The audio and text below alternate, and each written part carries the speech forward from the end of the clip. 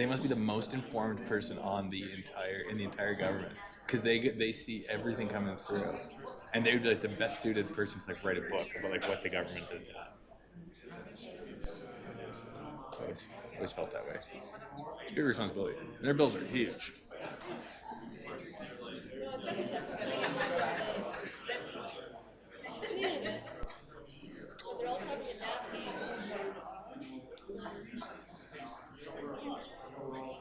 Which it all is outside of our level. It is all theater. It must have been nice when like it wasn't theater, when they actually debated things and issues would change. I think it did. I think in the early days they used to change government all the time, and minorities were much more common. Well, no, like pre-Confederation, I think. I just saw like a historical movies. We're good? All right. Welcome, everybody. Thank you very much for joining us. I am Councillor Morgan Nagel. I am chairing tonight's meeting as Deputy Mayor. For those of you who don't know, all of Council takes a turn every 6 months as Deputy Mayor and then chairs the meetings, which is why you have to deal with me tonight instead of our good Mayor, Jeff Shinung. So let's call the meeting to order. The first order of business is to adopt the agenda for tonight's meeting. And Councillor McFadden. I have been requested to make the motion to adopt the minutes. Okay. Well, we're supposed to adopt the agenda first. Fine, we'll do that too. Okay. Would you move to adopt the agenda? I move to adopt the agenda. All right. All in favor? Approved. And now the second order of business is to adopt the minutes of the previous meeting. So apologies. Councillor Flower always does this, and she particularly asked me to do it. So I am now making the motion to adopt the minutes. Comments? All in favor? Approved. Okay, that brings us to our first item on the agenda, which is a delegation from the Cochrane EMS Crisis Community Action Group. We have a big turnout at the council chambers this evening. Thank you, everybody, for joining us. I would firstly like to remind everybody who's watching us live, as well as everybody in the room, that while healthcare is a provincial jurisdiction, primarily not a municipal thing, we are very excited to have you all here this evening because as community leaders, the town of Cochrane and your council is interested in collecting information. So without any further ado, I will call up Mr. Winter.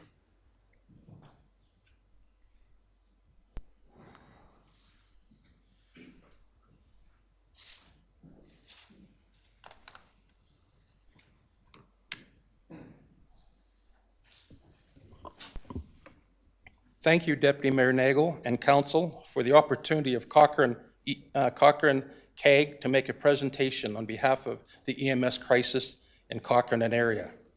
In the gallery tonight, we have members of Cochrane CAG, and I'd like to thank them for their attendance. I'd be happy to answer questions after the end of my presentation. In this presentation from Cochrane CAG, we are giving Council items that they can act upon to improve EMS service in Cochrane.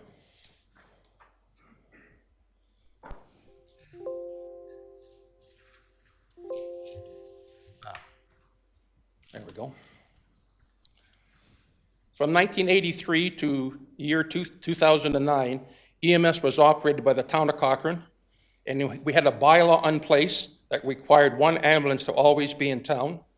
We had acceptable response times and respected borders between municipalities. EMS was working. Today we have EMS system that is failing, no requirement for a town ambulance coverage. We have prolonged response times and a borderless system that punishes rural communities.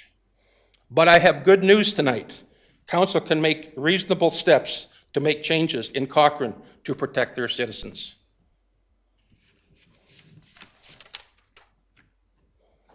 Today, there is a lack of transparency and accountability with respect to hallway wait times, deployment plans, and response times. Paramedics are being suspended without pay for speaking the truth. Let us help you deal with AHS. We know how to ask the questions. As you can see by this slide, the last 20 months, Cochrane CAG has been engaged in the community to bring attention to the EMS crisis.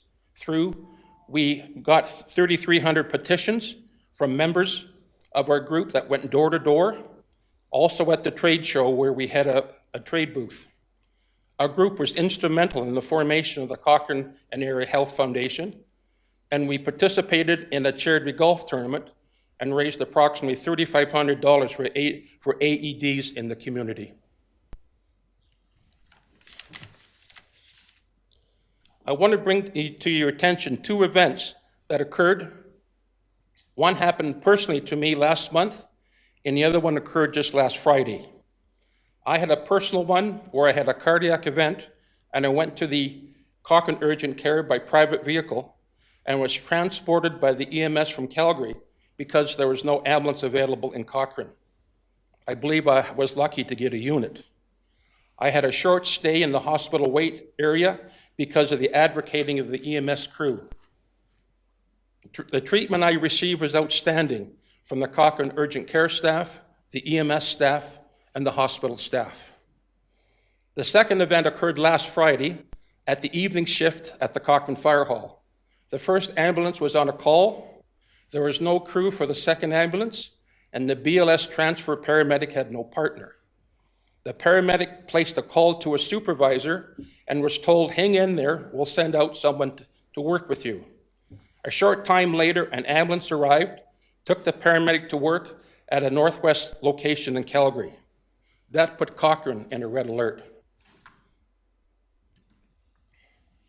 Here's what we need from council to help us make changes in our provincial government.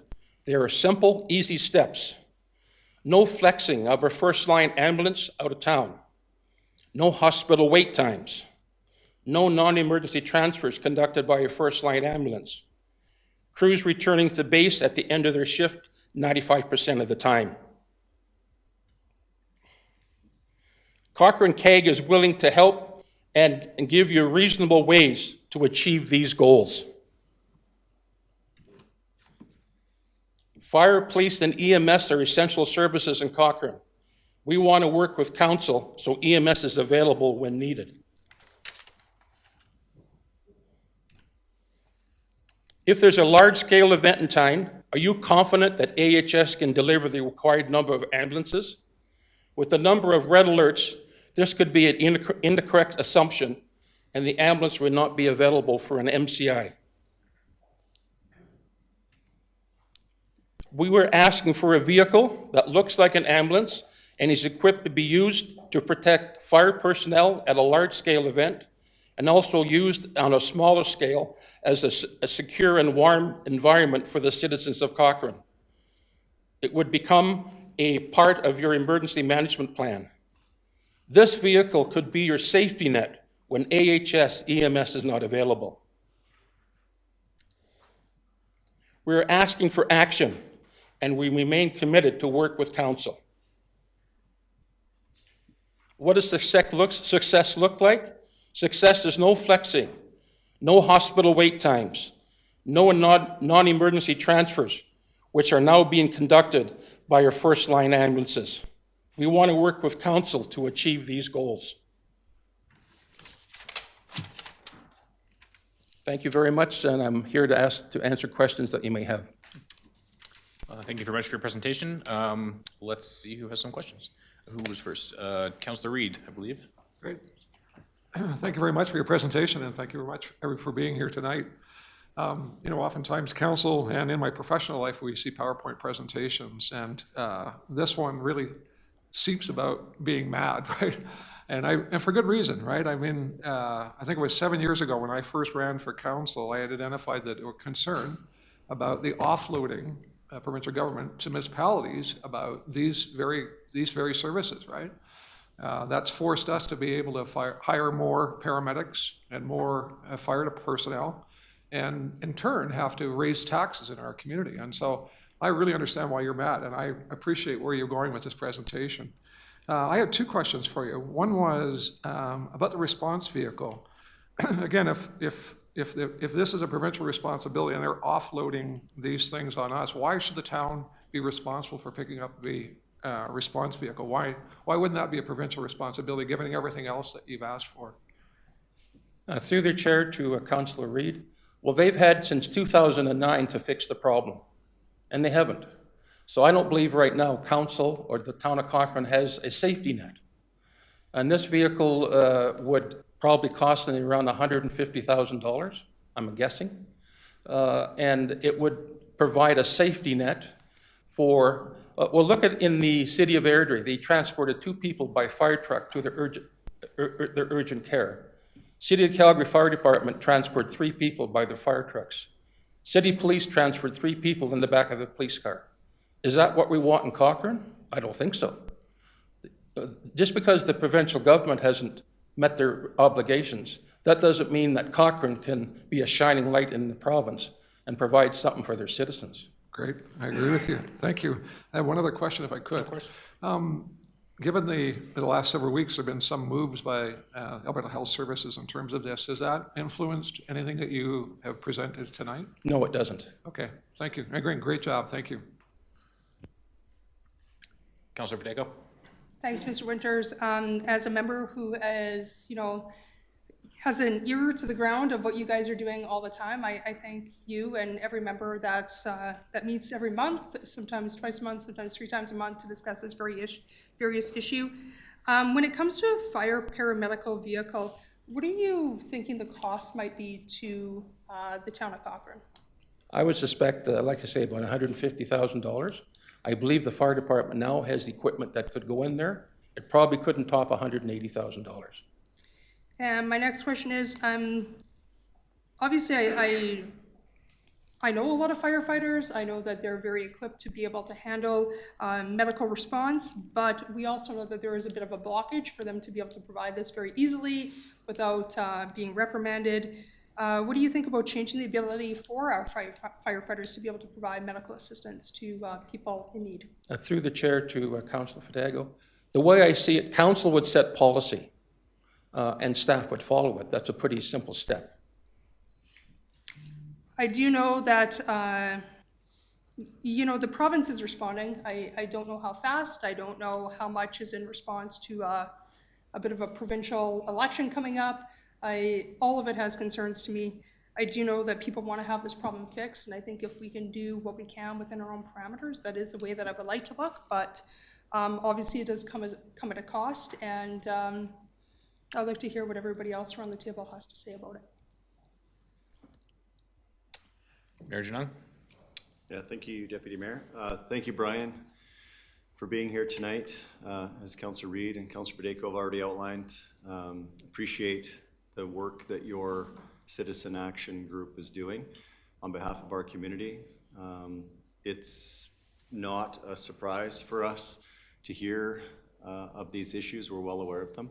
And I don't mean that in a condescending manner. I mean, I'm grateful for the work that your group is doing to grassroots to help us get the attention of the province.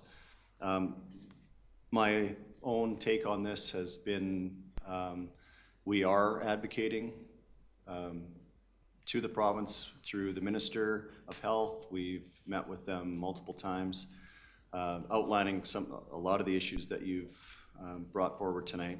And I think it's going to take a concerted effort among a lot of us to help facilitate some of these changes. And as Councillor Fidalgo has pointed out, I think AHS is starting to respond. Minister Copping, in my view, is doing an excellent job in starting to identify some of these issues and putting an action plan in place and really coming forward with a multi-phase program and how these issues can be something in the past. Before I get to a question, I just wanted to outline a few things. And you've helped educate me on a lot of these. So, but I think just for the benefit of the press and other people that are listening, a lot of people will say, why doesn't Cochrane just buy its own ambulance? And I know that's not what you're suggesting tonight. That is a difficult and expensive option. And we could certainly do that, but then we have a dispatch problem. Dispatch is also with AHS. So how those ambulances get dispatched would be an issue. We could solve that too and have our own dispatch. That is another expense to our community. And then of course the paramedics would need to become Cochrane employees. And so I'm just outlining a few steps that a lot of people say, well, just buy your own ambulance.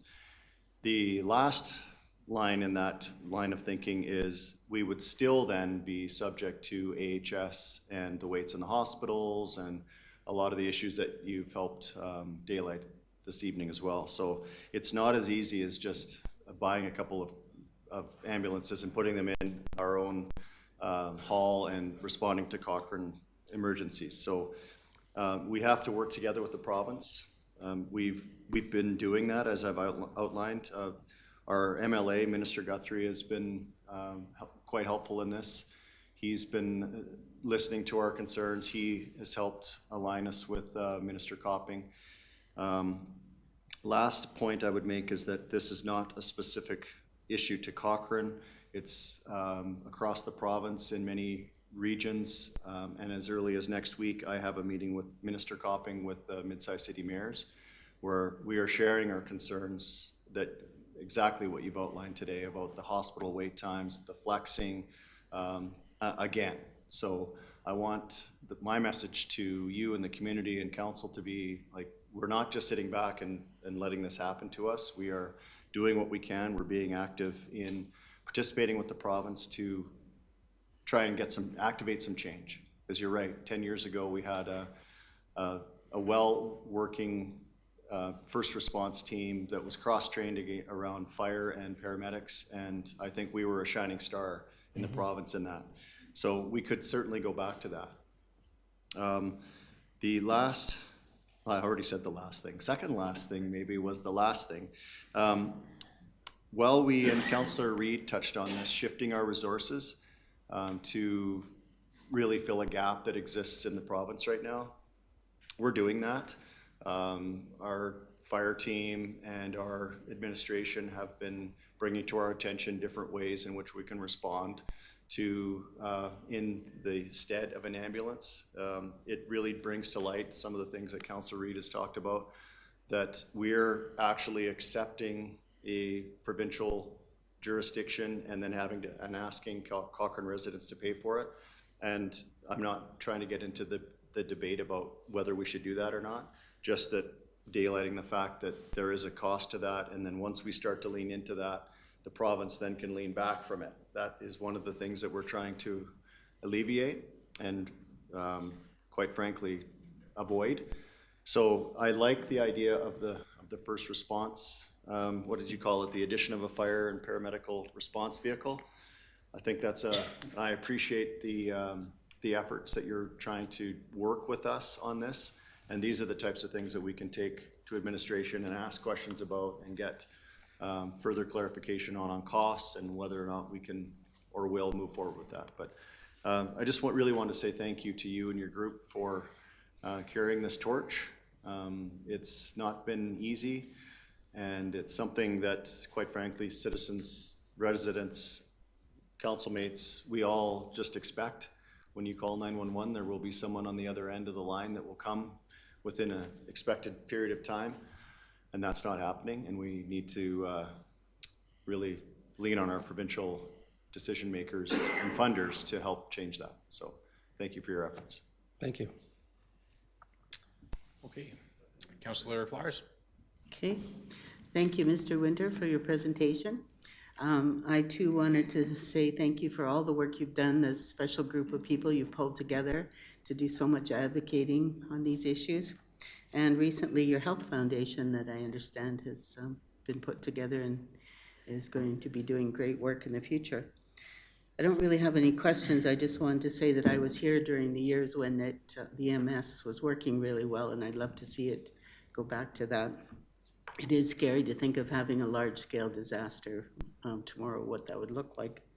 So I don't have any solutions, but I'm glad that you came with ideas of things to work on, not just the problems. Appreciate that. Thank you. Councillor McFadden. Yes, thank you. I think for myself, like so many other families, I've been in that situation where you've called 911 and needed help. And I've, unfortunate and to be able to take it for granted that help came, in time for my husband's heart attack, for an emergency with my kids. And we should be able to take for granted that we have a service that's going to get there in time for our families and our loved ones and ourselves. And so this is a big concern, and I echo my colleagues' comments about, thank you for your work. But what I'm hearing from you tonight is not that you want, thanks for your advocacy work, which please don't stop, but you've come tonight with, a solution, with the response vehicle solution, I think you're calling it. And, I thank my colleagues, the mayor and Councillor Federico, which I understand are engaged with this much more closely than I am. But I appreciate your presentation tonight as a chance to get further educated. And so following up on that, I do have a couple of questions about your recommendation. You're suggesting that the municipality step up into the fire paramedical unit space, roughly $180,000 capital cost. And I don't think that's the real concern. Is also the operational cost. How would you actually make that happen? And the mayor's identified a couple of those challenges that might go to actually implementing that. But when it comes to the idea that EMS is not something that municipality needs to step into, I think I respectfully disagree. I think the province has been downloading responsibilities, and at the end of the day, our residents just want a solution. And so just going back to the work we're doing on transportation, technically, 22 and the 1A are provincial responsibilities, but we stepped up as a municipality. Our administration team put some creation to it and have been part of the solution in making transportation work and improve in our community. And at the end of the day, that's what our residents want. They don't really care who solves the problem. They just want it solved. And as somebody who wants to be able to call 911 and have an EMS unit at my door in 12 minutes, I think we need to be part of that solution. And I'm new to the challenges, and I appreciate the work you're doing. So I guess I have a couple of questions first, and then perhaps one for our staff. You're saying the unit's 180, so my questions are like, how many staff would you need to run such a unit? And more importantly, I guess, what municipalities are doing this right now that have a working model that we could perhaps look to emulate? Well, thank you. Through the chair to Councillor McFadden. There are a couple of communities that have this already. There's Nanton, have a similar type of operation. There's another community not far from Nanton that has one. I understand that Vulcan is seriously looking at something like that because they don't have a safety net for their citizens within their municipality. How it's staffed, I'm not sure exactly how it's staffed, but I would say that if the vehicle is purchased and it's the will of council, the staff you have can work out the details. So you're suggesting, like the staff we have are our firefighters, and Yeah. that the idea would be then that we would allocate our firefighter resources to staff this unit? Yeah, so this unit basically would be used in town, Okay. and it could be taken to any scene. If there's an EMS call, it could be taken by 2 qualified staff, maybe followed up by a person that's in the fire truck. And rather than having someone lay on the ground when it's 40 below, they can put that in the vehicle. If they know AHS is going to be 45, 50 minutes away, they can call medical control and get basically permission to transport that patient to the closest center, like they did in Airdrie with the fire truck, like they did in Calgary with the fire truck, and like they did with the city police. So it's a matter of providing comfort for your citizens of Cochrane in any particular emergency. Yeah, and I understand it's a stopgap solution. So are we any like kind of like-sized municipalities? Is Airdrie starting to look at this, or? I'm not sure. All I know is the research that we've done. We've got 2 municipalities and 1 looking at it very closely. Well, anyway, thank you very much. You've made clear that you're requesting that we do more than advocate. I think maybe my request for you is just to keep up the good work. Because in order for us, and it's been identified by the mayor, the problem isn't just EMS. The problem is the whole medical system, and it needs to be deliberately looked at. And I know the provincial government is taking steps in that direction, but it really is going to take public pressure to make sure that lands where you need it to do. So my ask of you is to please keep up your good work. Please stay in touch with us in your advocacy work and great ideas. And then following on that, I think I would maybe perhaps ask administration, and I appreciate my colleagues that have stepped up and are aware, a little bit more aware of the details of the feasibility of perhaps doing this response vehicle solution. But if perhaps we could get a presentation on what our options might be on a tangible delivery system that we could step into, if that's possible. So I don't know if I need to notice a motion that, or can't do that tonight anyhow, but if maybe a commitment that something like that could happen would be great. Okay. Yeah, I appreciate the opportunity to have a look at it. This is the first that I've seen the presentation, so I think there's many options and alternatives that the municipality can look at as far as how far they want to step in and what the costs in the order of magnitude and impact that would be to our fire response as well as to the cost of that service. Certainly it would go down to, it'll boil all the way down to our level of service policy as well. So it would be something that I'd want to take a look at and then bring back a more fulsome report to council. Excellent, thank you very much. And I understand we've got a lot in our administrative plate right now. Do you have a timeline when that might be a possible presentation? I was trying to think of where are we? We're at the beginning of February. I would suggest that could probably be brought back within a month or so, March. Okay, yeah, thank you very much. It'd be great to increase my understanding and understand perhaps what some of our options are. So, thank you. Okay. Thank you. Councillor Wilson? Thank you. Thank you, Mr. Winters, for coming and presenting and to the whole CAG group for the work you've done. I had one question for the presenter and one for administration. Mr. Winters, just to clarify, to return to the metrics that we had, I think you mentioned 10 years ago would satisfy the group's objectives is my main question. So if we were operating at a level of 2003, that's where we're looking to get to, quicker response times, ambulances that stayed within the Cochrane vicinity, that sort of. Yeah, through the chair to Councillor Wilson. Yeah, when we started our service back in '83, we had a bylaw in town, basically that said that we always had to leave one unit in town. And from there, we started with the BLS service. We went to hire paramedics. And we had, I think, a very usable, affordable service. In fact, in the first year, the first half year that we operated, we had a dual billing system where the rural areas didn't want to contribute. So council at the time said, okay, we'll charge you a surcharge. And the last half of '83, our service actually made a profit. And that put pressure on Rocky View, that put pressure on ID8 citizens, and finally they kicked in, and then we had a rate all across the board. The service that we had up to 2009 was a class service. We had 2 units at that time, and we were promised by AHS the service would not change and we'll increase your number of units. Well, what do we have today? We've got still 2 units, the population's almost doubled. So they've really let the ball down.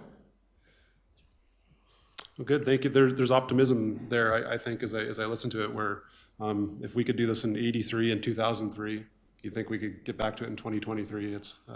It's a realistic objective, so. Well, I don't think that we can, and I agree with the mayor that, having our own ambulance service, it creates a lot of problems. But what are the options? The options is for council to put pressure on to get the ball moving. And what we're asking for now is action. And what do we do in the meantime? Well, we have a safety net. We get a vehicle that could be used for a large incident, or it could be used by our citizens to keep them warm and secure until ALS arrives, or it could be they could be used to transport. And it's all done through medical control. And I believe we've got the personnel at the fire department to do that. Thank you, and that segues nicely into my second administrative question. Thank you for the recommendations and the presentation. I guess just as a preamble to the question, about 4 years ago, Councillor Reid and I had the occasion to join our fire services team, and we actually got to do a bunch of different things in a day-long training session, and one of them was a medical assist, very realistic medical assist at a vehicle scene. So kind of got to see what fire services were capable of and what sort of thing they're trained to do. And I know talking with some of the people there, it definitely seemed like a lot of them had first responder training. I know that isn't universal across the fire services, but to administration, is there a rough percentage of our current fire unit that's trained to provide first responder assistance or full response currently, or am I putting people on the spot asking for a rough number. What are our capabilities there? I would recommend that council allow me the opportunity to go back. We do have additional staff that have been added on a casual basis as well, so that they would be factored in. And it depends on what level of service. So right now we are at a fire medical response level. We do have some capacity and some members that are certainly trained to a higher level. But what that would look like, because what the suggestion is that that would be available at all times on all shifts. And I'm not certain that that's actually achievable with the current staff and the training level. But again, I would want to have a deeper look at that and what the different response levels would be compared to what our current level of service provides for. Excellent, thank you. So much like Councillor McFadden was suggesting, I think it'd be great to hear back from administration and fire services what capabilities, capacities do we currently have on the operational level anyway, and then it would be interesting to at least consider the capital suggestion request and see what made sense as a temporary solution even for our community as we continue to advocate at the provincial level where this should fall. I think we all agree. But anyway, thank you for the presentation, and look forward to hearing back from the administrative side of things. Thank you. Great. Councillor Fidego? Yeah, I agree. I kind of listened to everybody's comments around the table. I think we all agree that this is very much a provincial issue, but it's as to when. And I think that's the big misnomer that none of us really know sitting in this room as to when the province steps up to be able to solve this problem, when they solve it adequately and fairly across every single town, municipality, rural community, city. We all feel the same, as Mayor Janung said. We're all in this together. However, if there is an opportunity, I do agree with Councillor McFadden, I'd really love to know what kind of the cost is to bringing on a paramedical vehicle within our own community, as well as removing the barriers. I mean, I do know that we have members who have stepped into a role sometimes to provide medical assistance and then are reprimanded because they cross the lines, which I don't want to see happen. And so I really want to make sure that if we are advocating for a system like this, that we're looking at all our members and what they can offer for services. I also believe, I mean, we're already probably not necessarily adequately, we don't necessarily have all the adequate members that we need to have in our fire services to begin with, let alone dealing with a medical response crisis. So I think that would be the bigger part of the issue as to what that looks like across the board, because we're not just talking obviously about medical response, but then we're talking about fire services. What is that overall cost going to be to the municipality? I do think it's something interesting to have that conversation about going into the future, and I know that this is something very passionate to all our community members. So thank you for bringing this forward again. I know it's on the minds of a lot of us, especially as we age in place and space, that we want to make sure that we're all looked after. And I think our community, if the province isn't going to, we need to provide a plan to step up. Okay, anybody else? Oh, Mayor John? Yeah, I'm asking this on purpose. Mr. Winter, and I've mentioned that we've been speaking with Minister Copping, and I've got meetings with him next week. I'd like your opinion, I guess, on if I were to ask the province for assistance, financial assistance, in allowing municipalities to be part of the solution in delivering EMS response to our communities. Is that something you would be in favor of? Through the chair to the mayor, that would be awesome. It's probably no different than what you're getting for rent for having those vehicles in the fire hall, right? If they can't provide service and you want service, find out what the cost is and see if it will be paid. Yeah, thank you. And I that's something I'd like to breach with the minister next week is we have an issue, and I don't want to make this sound like it's about money. It's about and you've outlined that very clearly tonight, and I thank you for it. It's about providing service to our residents who actually just expect it. It doesn't matter who's delivering the service. It matters to us as a matter of taxpayers footing a bill for something that's not ours to foot. But at the end of the day, if someone's going without service, then maybe we should step in, but maybe the province can help fund that even if it's an interim solution.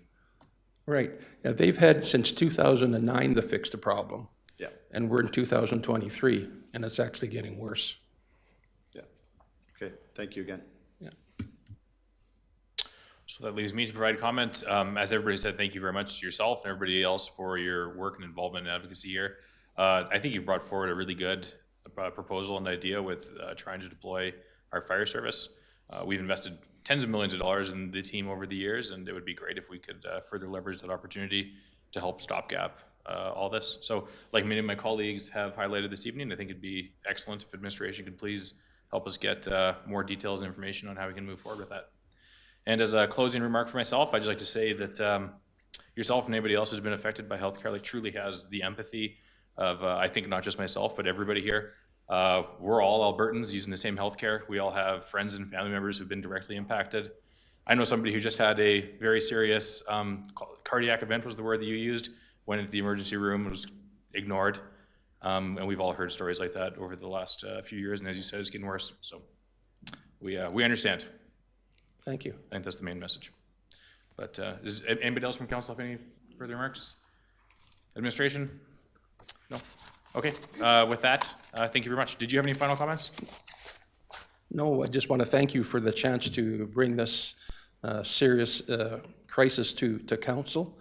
I know we've been meeting with R.J. Sigerson, the Parliamentary Secretary for EMS Reform. We've written letters to the Premier, our group. We've written letters to the Health Minister and to John Cowling, now the Administrator for Alberta Health.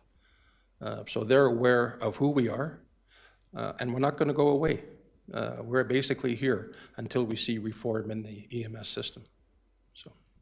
Okay, excellent. Thanks again. Thank you. And with that, we will be moving to our next agenda item. Next up is item 5A on the agenda, our 2022 audit plan. Something that is probably far less interesting for the community to listen to, if I'm being honest.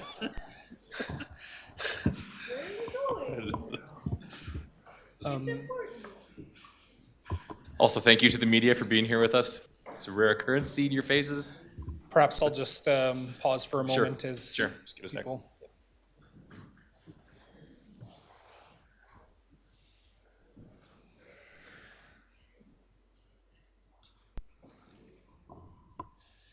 Sorry to put a less than exciting prequel or prelude to your presentation. Please carry on, Mr. Derricott. Thank you. Good evening, Deputy Mayor Nagel and Council. My privilege today to introduce our, as you may recall from November, new auditing firm following a procurement process. We have engaged the Metrics Group, and Jeff Alliston will be stepping forward on their behalf to introduce the firm and their audit plan for Cochrane. I will say, as he stepped into the chambers today, he's like, I'm not used to having this big of a crowd for my audit presentation. So although perhaps it's one of those things that is less visible, it is a critical element of the operation and is an important part of, I think, Council's oversight mechanism in terms of the stewardship of public funds. And so we're excited to have the Metrics Group supporting that. And without any further ado, I'll turn it over to Mr. Alliston. You can just manipulate. Oh, perfect. Thank you. All right. Well, thanks for having me. Sorry I cleared the room out, I guess, at my presentation, but nobody wanted to stay for the audit part of this. So thank you for the warm introductions. With that said, I think it's a bit of a new process for council. So I'm just here tonight to discuss our audit plan approach in performing the audit services for the town. So that said, I'll go through here. So a brief table of contents. My contact information is on this page. So if you ever need to phone or email me, that's available here. Manager Craig Pater, as well as our senior accountant Claire, available. So I'll go over a bit of our responsibilities in audit, governance responsibilities, materiality, plan scope, and then some other requirements and some interesting new accounting adoptions that are coming forward for next fiscal year. So begin just a brief executive summary. Really the purpose of this report is to enhance clear two-way communication between ourselves as the auditors and yourselves as counselors. Services to be provided, so we'll be preparing an audit of the town's financial statements, audit of the town's library board, preparation and certification of your financial information return, which is the information that gets sent forward to the province, annually, as well as an audit of your FCSS program. When it comes to materiality, we gauge materiality based on a 3% of your operating expenses. I'll talk a bit more about that on page 4. Our audit approach, when we're performing our audit, we use the combined approach. So what that means is that the town of Cochrane has internal controls within its administration here, operations within finance, that we can gain an understanding of and reliance on in order to help us reduce work when we're doing our audit. So we do test these controls and make sure they operate effectively while performing our work. And then we discussed our audit fees here, which in regards to the procurement process that was held over the fall. When it comes to responsibilities, so our responsibilities as the auditors is to audit the town's financial statements to be performed in accordance with Canadian generally accepted auditing standards.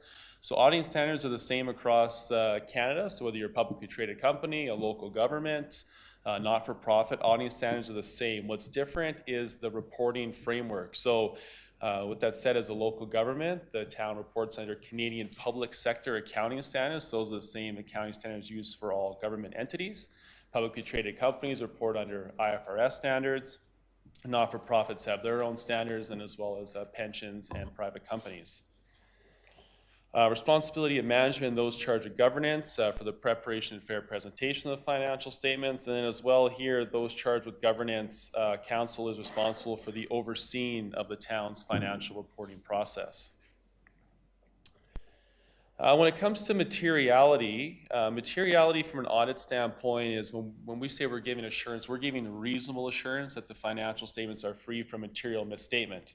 So we use materiality to gain an understanding or scope from the user standpoint. So a user of the financial statements of the town of Cochrane, when you look at your annual surplus, say it's about $25 million, if your surplus, in our opinion, were to be $1.7 million higher or $1.7 million lower, or a change in expenses or revenue, we think a user of the financial statement may have a different outlook or view of the financial results of the town itself. So with that said, when you have a $60 million budget for operations, the scope is determined, again, based on professional judgment. But that's where materiality and what that means when it comes to the form of an audit. When it comes to the planned scope of the audit, so here we identify areas of focus. We'll discuss why it matters and really our response. So I'll go over a few of these. A main focus for us in audit is really management override of control. So management's in a unique position to manipulate the financial results of the town. So, you know, if you are budgeting a certain amount, whether you're over or under, you might want to manipulate that to be in line with budget. You may want to increase your annual surplus in relation to other factors. So for us, that's a key risk within our audit. So we use data analytic tools to identify specific journal entries that may be indicative of a characteristic that these type of manipulation of the financial results are being done. We then test those. So it's not just a large amount or a small amount. It's entries posted on a Saturday night at 12 o'clock. Why would someone be posting an entry then? So we're using now a lot more technology to identify specific areas that might be a concern to us as auditors, and then making sure that we're testing those. Another key risk area from an audit standpoint is your revenue recognition. So are you recognizing revenue when specific services or performance measurements have been met? So if you get a funding agreement and you're supposed to spend $5 million on X, have you spent that on X before the revenue is being recognized? So that's where we do a lot of work in that area through your grant agreements. When it comes to your net municipal property taxes, have the rates that were approved by council been what's been levied towards the municipality. So you want to make sure those have been confirmed, as well as recalculate your taxable rates. Comes to operating expenses, you want to make sure that the expenses are in line with what the town has paid for. Salaries, wages, and benefits. So risk in that area from an audit standpoint is that potentially there are, someone could have created employees that don't work here. So definitely a fraud risk as well. So we do work in that area, extensive work to make sure that employees exist and that they're getting paid the correct rates. When it comes to your cash and temporary investments, you want to make sure those are accurate. So again, assessing with third party for confirmations. Tangible capital assets is a huge component of a municipality.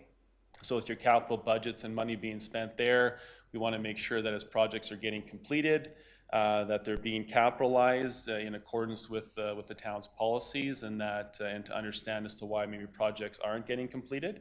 So making sure that that's in line, and as well as in line with funding requirements for these projects and how they are being funded. So again, there's a lot of work that goes through that area to making sure that you're getting accurate financial reporting at year end. And then last but not least, accounts payable and accrued liabilities. From an audit standpoint, you want to make sure that everything has been accounted for in the correct period. So when you have transactions that occur subsequent to year end in 2023 that are paid for, if they're for work performed in 2022, we want to make sure those have been accrued for correctly. So we do work all the way up to the meeting date and assess minutes as well to make sure that we've accounted for every liability before we approve the financial statements. On the bottom here, requests of council, so please be advised if there are any additional areas of concern council may have that you may want to reach out to us. As well, if you're aware of any alleged or suspected fraud, that be brought to our attention while performing the audit of the town. When it comes to timing of the audit, we began our planning phase in November. Interim fieldwork commenced in January. We're scheduled for year-end fieldwork in the middle of March, and then I'll be back here in April to present our audit findings. So I spoke just previously on areas of focus for us. When I come back, I'll go over those areas to let you know if there's any significant deficiencies that were noted while we perform procedures in those areas. And then after that, when statements are approved by council, they'll be issued to municipal affairs and before the April 30 or May 1st deadline. When it comes to the engagement team, so myself, Jeff Allison, I'm the engagement partner for Metrics Group. I've been at the firm for about 15 years, auditing a lot of local governments over that time. I also sit on Emerging Issue Task Force through GFOA, which is an association that deals with finance managers across the province. Craig Pater's been working with me for many years, over 5 years, and responsible for managing the file. And then I have a few senior accountants, but Claire McCourt's on here as well, and she was successful in passing her CPA exam actually last year. So, Appendix 1, just some required communication indicating that we are independent of council. We do not have an economic dependence on the council. Engagement letter, which is noted here in Appendix 3, addressed to the mayor for signing, outlines our responsibilities within the engagement there. So again, we do work for council. We're reported by council in order to audit the financial results that administration or management is putting together for council to make sure that those numbers are, again, free from material misstatements. At the end of our audit process, we'll get a management representation letter signed by management indicating that they were forthcoming with information, as well as a communication of our results. So we'll have an audit findings report at the end. From there, we'll discuss matters required to council in accordance with Canadian Generally Accepted Auditing Standards, views of significant qualitative aspects or accounting practices that the town has, as well as any other matters. So did we note any other things or findings that should be brought to the attention of council at that time? Appendix 2 discusses new and revised accounting standards. So there are quite a few new accounting standards that are coming into effect for the 2023 year end, so next year.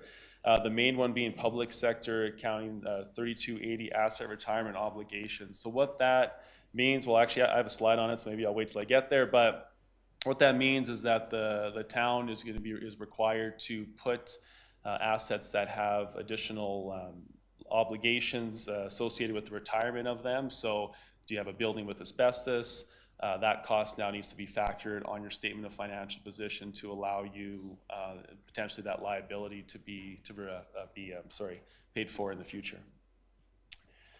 Appendix 3 is the engagement letter. So again, this is a copy of it in here, outlined to the mayor in regards to our services to the town.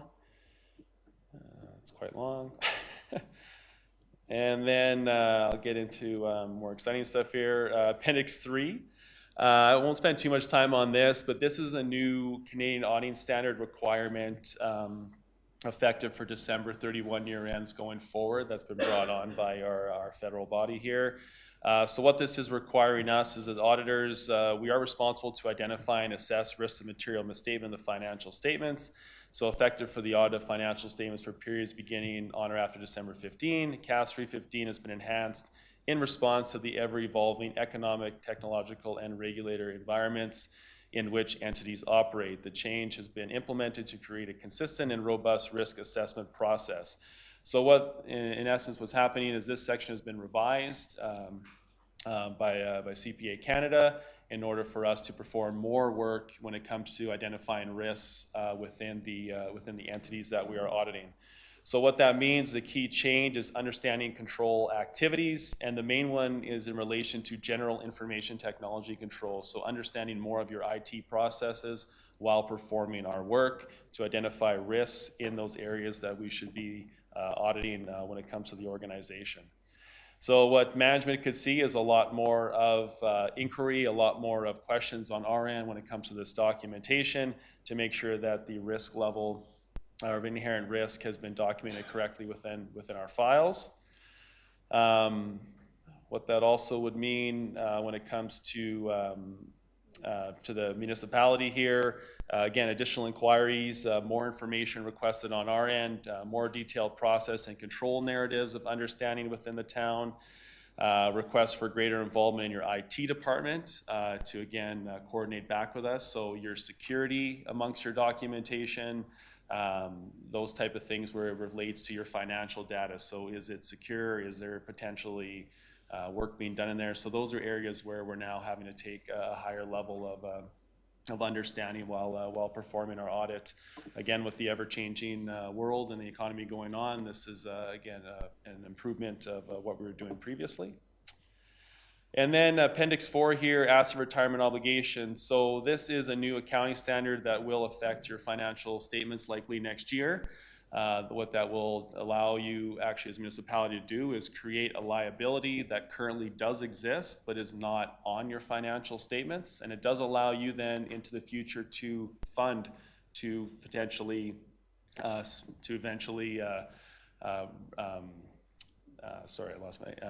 eventually remove such environmental issue with those funds. So currently with your financial statements, if you say we're tearing down an old building and there is asbestos and you're required to remediate that, that would come out of your current reserves or your operating budget in order to pay that.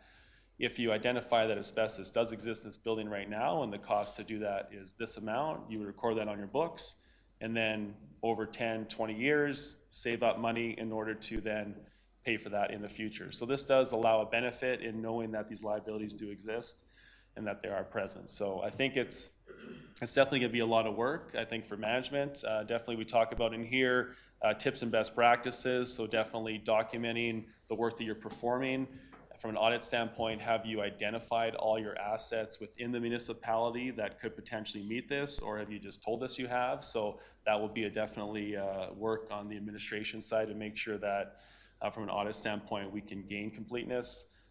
You know, what your team would look like. So not just finance people, but public works would know a lot more about what's going on outside in the town and potentially be able to identify areas where, you know, there is this gas tank in the ground here, there's potentially for a liability, those type of things. Engineers, legal counsel, counselors as yourselves that would be aware of stuff. And really the key thing here is to identify these assets and then to get either engineers or other qualified people to identify the cost to remediate these things and putting the cost on the financial statements for next year. So, so with that said, that's kind of it for the audit planning report. I don't know if anybody has any specific questions, but I can definitely take them. Thank you. Any questions? I see that finger going, Mayor Jung. Oh, here we go. Councilor Reid. Yeah, thank you for your presentation, and it's nice to meet you. I had a question for administration. I'm just curious, this seems like a fairly standard audit plan. I'm just wondering, and I'm just asking this out of curiosity, what value was the idea to present this to council tonight? Yeah, thank you. I'll certainly be happy to give my perspective, and then Jeff, if you have anything to add afterwards. I think that the audit is in my opinion, one of the very significant tools that council has to ensure they're fulfilling their obligation in oversight of the organization, in particular to financial stewardship. And so full transparency in the process and engagement in the other parts of the process, we feel just sets council up for the best possible manner to fulfill that obligation on behalf of the residents and ratepayers of our community. Yeah, so I guess where I was kind of going with it is, what I thought the answer might be is that this would be a request, given some of the additional requirements, both not by the auditor, but by the federal government, in terms of audit statements, that there'd be additional work as it relates to your administration and therefore a need for additional resources, which would be a bit different than what it would have been in a previous audit. Is that fair enough? Thank you. We're not at this point making a direct request for those resources, but as Jeff outlined, there are changing standards and changing requirements that do require, responses from administration. At this point, we're working to account for those within our existing resources, but it's not out of the stretch of possibility to highlight that as a potential future conversation. Yeah, and then the only reason I raise it is we've just gone through this process, and while I appreciate your plan is pretty much template, the point being that in our own organization, we realized that there were additional resources that are going to be required, where we had put aside, I think it was 3 weeks for the auditors, now we're allowing 5 weeks for the auditors and staff time to be able to complement that. And while it will be absorbed in our current organization with the complement of staff that we have, it's still an additional strain that I think at least council should be aware of if that's going to be the case. Yeah. Thank you. Councilor Verdejo? Quick question. We are obviously in talks about having a budget task force come forward, and we're going to get going on that fairly soon. And while we're not talking about budget tonight, obviously an audit of the overall organization is something that feeds into budget. So I'm just wondering if you have any comments or things that could come forward to our budget task force that could help us as we prepare to have those chats internally of things that we could be looking at, or maybe that we don't even know of that could exist. That's a good question. I think when it comes to that, just making sure that you're understanding why you are over budget or under budget in a lot of key areas. So, if costs are fixed and then you're going forward, what are the expected increases on those?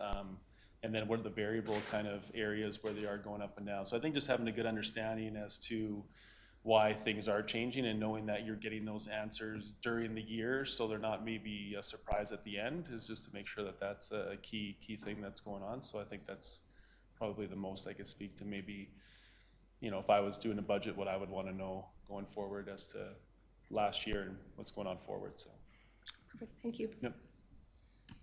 Mayor Janung? Yeah, thank you for your detailed presentation.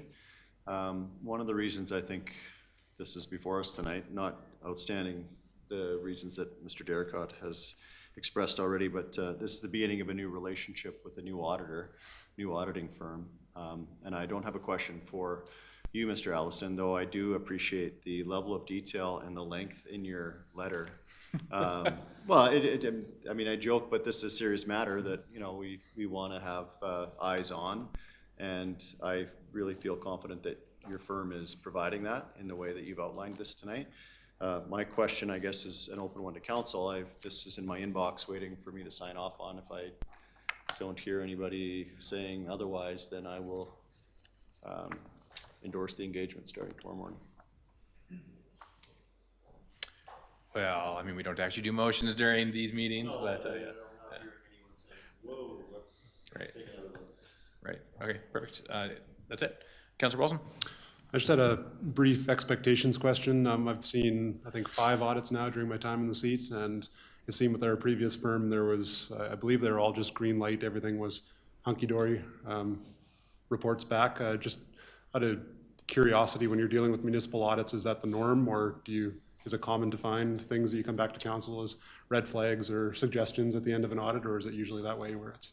I don't know, that's a good question. Definitely, if we are making, significant adjustments in areas, or if there's effective with timelines, or potentially, we talk about, we usually have unrecorded misstatements, so areas that are material, but we do have adjustments, so we do talk about those. during presentation. So yeah, it really depends, I guess, on the audit. I would say at times there are ones where you're probably having meetings you don't really want to be expressing to council, and then sometimes that results in change, and then it gets good, and so those do happen. But yeah, for the most part, I'd say we're talking, it have to be pretty significant issues to be coming forward there. And then we do issue a management report as well. So we don't just look at significant issues, but sometimes we do find things along the way. There might be, we might have been testing some controls, had some minor deficiencies in some areas. We'll let management know just to kind of clean this up, and then they'll work on that as well. So we do make that report available to council if they want it through management there. But when it comes to significant stuff, we do keep that on the public report a little different. But yeah, we do report unrecorded misstatements if we have material adjustments, accounting policy variations, if there's internal control deficiencies that are significant, we do bring those attention. So yeah, over time we have identified those. Yeah. Good to know. Thanks for being here. Appreciate it. Yeah, if I may, Deputy Mayor, just add to that, administratively, our perspective on the audit is we embrace like a true and full audit. If there's weaknesses in our systems, we want to know about them so we can strengthen our systems. And the auditor is a stakeholder, a teammate, and a partner in ensuring confidence ultimately at the end of the day, that members of the public can see and know and understand that, again, there's responsible stewardship happening. And so we're appreciative of learning of our system deficiencies. And while we trust that we do have solid systems, it's always good to learn where we can improve and change. Yeah, thanks. Councilor McFadden? Yeah, thank you. Just kind of I can't believe I've never asked this before. But the process is, the audited financials have to be submitted to the province by May 1st, you said, right? Correct. Yeah, that's the MGA requirement. Yeah. Yeah, that's the legislative requirement. So what happens, and this has never happened to us and will never happen to us, but what does happen to a municipality if you don't submit your financials on time? Or if there's a huge aberration, red flag? Nothing really. Nothing? Oh, okay, we'll just carry on. We've submitted statements for municipalities in spring, summer, fall of years. I think, there's maybe government or grant funding, being held back kind of stuff. That would probably be their scope of what they would not, want you to submit. Yeah, so if you're really relying on the grant funding, that would be a concern, to get it done on time. But yeah, there are as any organization, sometimes there's change and sometimes there's the inability to get some of that work done. It is becoming a bit more common, I've noticed, over the last 5 years. I think maybe attracting specific skill set into other rural parts of the province is a little more difficult now, and things sometimes do take a little longer to find the right people in the right spots. So. I think I can add a little bit to that as well.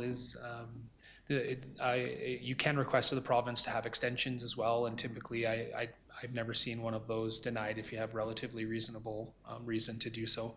But you may recall a few years ago the municipal affairs introduced a municipal scorecard as part of that, and that would show up on your municipal scorecard under the financial performance, that if you were regularly failing to meet deadline submissions for something like your financial statements, that you would score lower.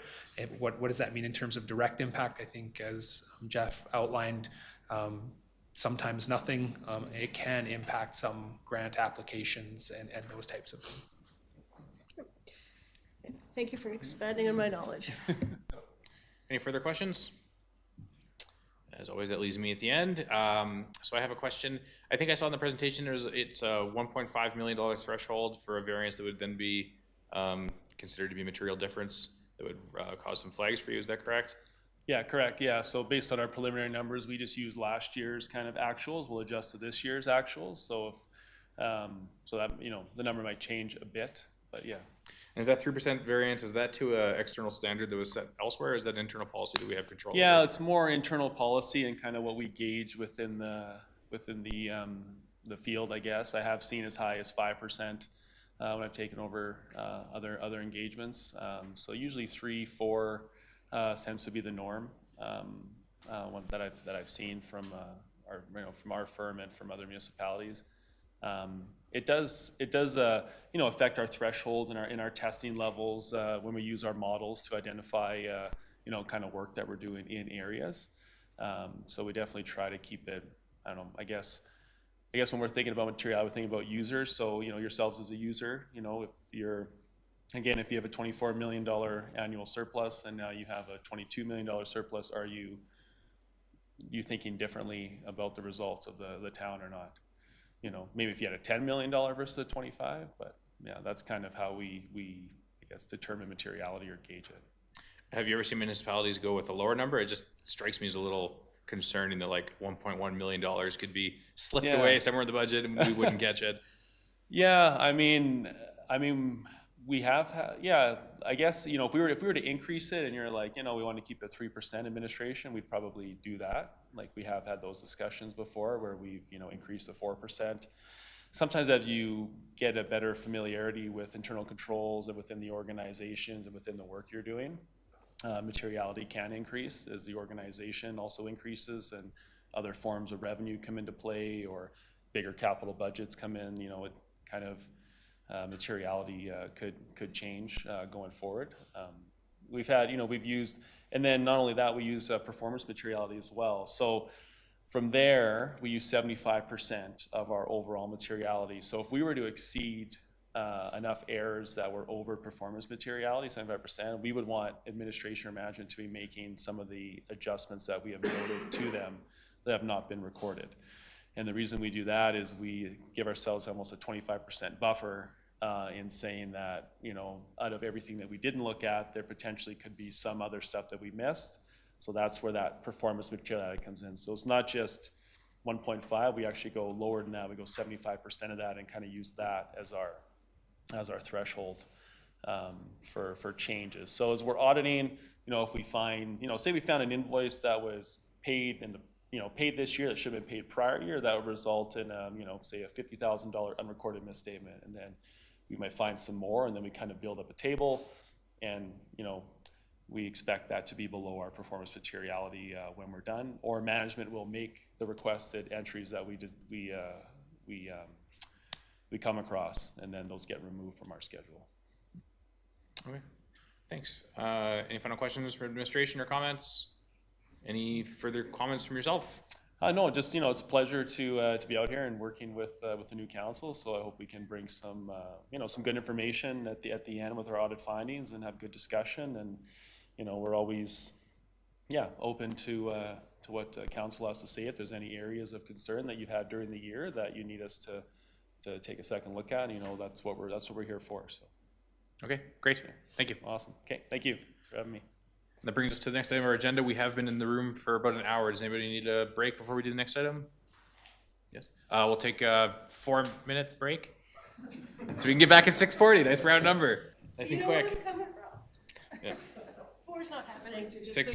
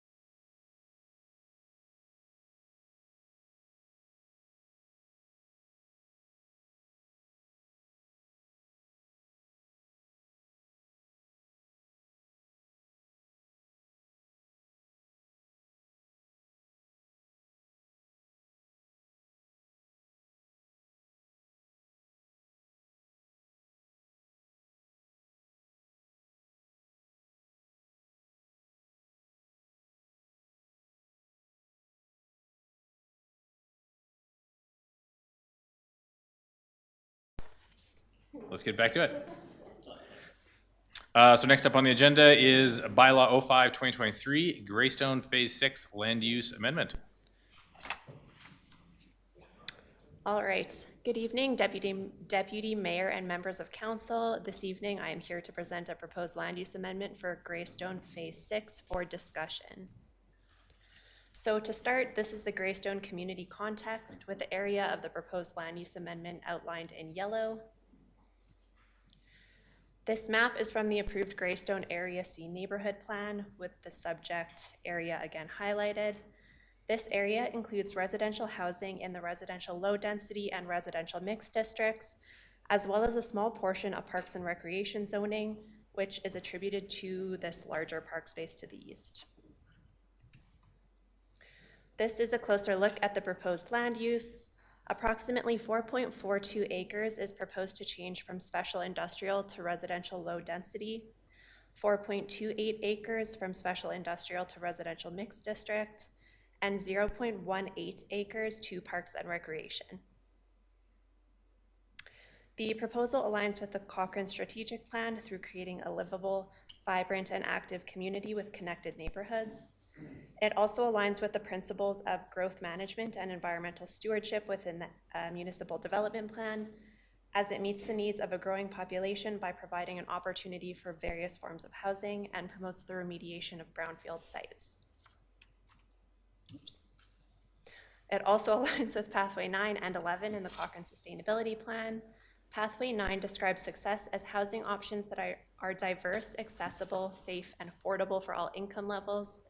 And Pathway 11 includes a target of increasing density within the existing 2009 footprint. This is an overview of the land uses that would be allowable in the RLD and RMX districts, which make up the majority of this phase. Residential low density allows for single detached dwellings as well as accessory residential uses. And residential mix allows for a mix of housing forms, including single detached, semi-detached, duplex, and multi-unit dwellings, as well as associated residential accessory uses. The proposed application was circulated to internal departments and external agencies, as well as adjacent landowners, and no concerns were received. There were also 2 community notification signs posted at both entrances to the site. A public hearing will be upcoming, which provides another opportunity for the public to provide any comments on the application. That concludes my presentation for this evening. I will now welcome any questions. Excellent. First up, Mayor Janan. Yeah, thank you for your presentation. If you wouldn't mind to go back to the slide with the, you had outlined, yeah, that one, thank you. So we're talking about phase 6. We've asked questions before about phase 5. I just want to understand, a phasing plan is phase 1, phase 2, phase 3. So it goes sequentially into our offices. That's the intent? So now we're dealing with phase 6 prior to phase 5, and I think I understood from Mr. Heineman last time this question was raised that phase 5 has been submitted to administration and is going through the process. So we're generally following the phasing alignment, but then I just want to understand where we are with, how do I pose this question about, here we are seeing phase 6 before we're talking about phase 5. I can help. Mr. Mayor, if I can, I stand corrected from the last feedback that I provided at the last meeting when we were talking about the previous phase. In speaking with the team, phase 5 actually is already come to council. So I was preparing a map. I've made that request to summarize all the phases that have already been approved, and Councillor Fedeko had some questions around the amenities and the park feature and the timing of that, and I'd followed up with the developer. So I'm coming forward with that later this week is my hope, but there is the intent that we would be going phase 1, 2, 3, 4, 5 sequentially, as you had said. So that was my error last week, so thank you. I'm good. I'm glad I asked the question, even if it made me look bad. If we've seen phase 5, but thank you. I do appreciate that answer, because I do think it's important. We're we're talking about recreation and providing amenities, and if there was out of sequence, then that's what I was questioning. So I don't have any other questions about the proposal. Thank you for clarifying that. Councilor Verdejo? Thank you, Mayor, for bringing that up. I think it's an important aspect to our community. But besides that, I mean, Greystone has had a lot of changes within their phasing overall. I mean, it seems that every week or every other week, there's a new change, there's a new amendment, we're voting things through. I was wondering if we could actually get a presentation or just some information. And I know that it's kind of discussed what we're discussing each phase overall, but what the changes are. I feel like there's been a lot of changes overall and how things have shifted, and I'm kind of wondering if perhaps Mr. Hyman, when you do come forward, if you could bring forward just an overall idea of like how it shifted from what was originally presented. And I understand, you know, developers need to change phasing due to market demand and things like that, but kind of the overall concept of how things actually have shifted from what was originally presented, go back a couple years, to what, you know, we've kind of been looking at now. It just feels like there's a lot, and I'm wanting to make sure people actually understand. Through the chair to you, Councilor Fedeko, absolutely, we're happy to do that. The intent was to provide a bit of an update with the approved phases and a bit of the timing. But I know Mr. Corman is doing quarterly updates of development services and everything that's happening within his area. So one of the intents is not only for Greystone, but South Bow Landing, which will be proceeding, is to provide those regular quarterly updates so council knows exactly what's been approved and the sequence and things of that nature. So appreciate the comments, and we'll have that to you shortly. Thank you so much. I think the more we can allow the public to kind of follow along, the better off. And especially, I know with Supple Landing, oh my God, that, you know, there's probably going to be changes that we're going to see along that path as well. So I think that's a valuable point. Thank you so much. Councilor Reid?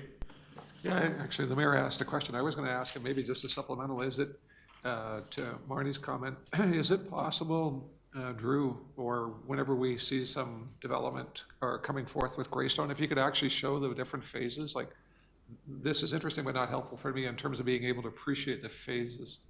Oh, that's so exactly what I was looking for. Is that in the package? I don't remember seeing that in the package, my apologies, but yes, that's exactly what I'm looking for. Okay, I didn't include it in the original slide deck, I just put it. Thank you. Yeah. So this is from the most recent iteration of the neighborhood plan that was just approved a few weeks ago. Okay, thank you. Yeah, if you recall, council, a few weeks ago, the phase 4 was amended.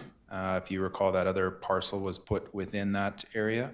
So again, I intended to provide a detailed update, not only with this, but also the timing of some of the different specific elements that council had requested. Councilor Wilson?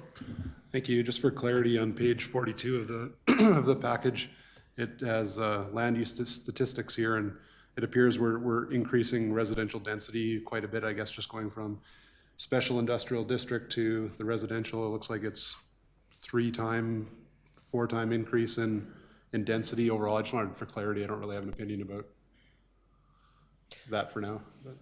Sure. So the entirety of Greystone before all of the land use amendments that you've seen so far and will see, all of the existing land is zoned special industrial, which was a new district. So it was previously gravel extraction. So the intent is for all of Greystone, based on the approved neighborhood plan, to transition from IS to these new districts. So there is a density increase, but it's just based on the development of the site. Thank you for the clarity. Yes, so it was always roughly part of the plan to go this way. This is just the formality of changing from the old land use to the new. Correct. Thank you. Appreciate it. Any further questions? Any further comment from administration? Presenter? Nope. And there's nothing from me. Well, let's carry on. Thank you very much. That brings us to item 5C, the Innovation Space Programming, which is coming very serendipitously today. The same day that we were all down at Garmin talking about the future of Cochrane's tech industry, here we are to talk about Cochrane's tech incubator happening just across the street. Mr. Corbin, take it away. Thank you, Deputy Mayor, Council. I'm here to present the plan that is focusing today on the incubator space, not the entire building. If you remember previously in November 7th, Mr. Hyman came with a plan that was more fulsome in looking at the whole building. But now we're focusing on the incubator plan. Smart Start has also been removed as well due to resource restrictions. So let's get to it. I have two asks of council tonight. I'm looking for, based on the feedback from last time, are we doing a business, all type business incubator, or are we doing a technology incubator?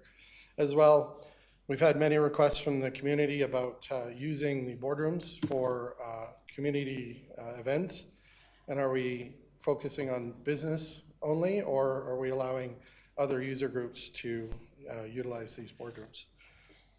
So what we are trying to do with our incubator is filling the funnel, which means focusing on the creation of new companies to enter the business community.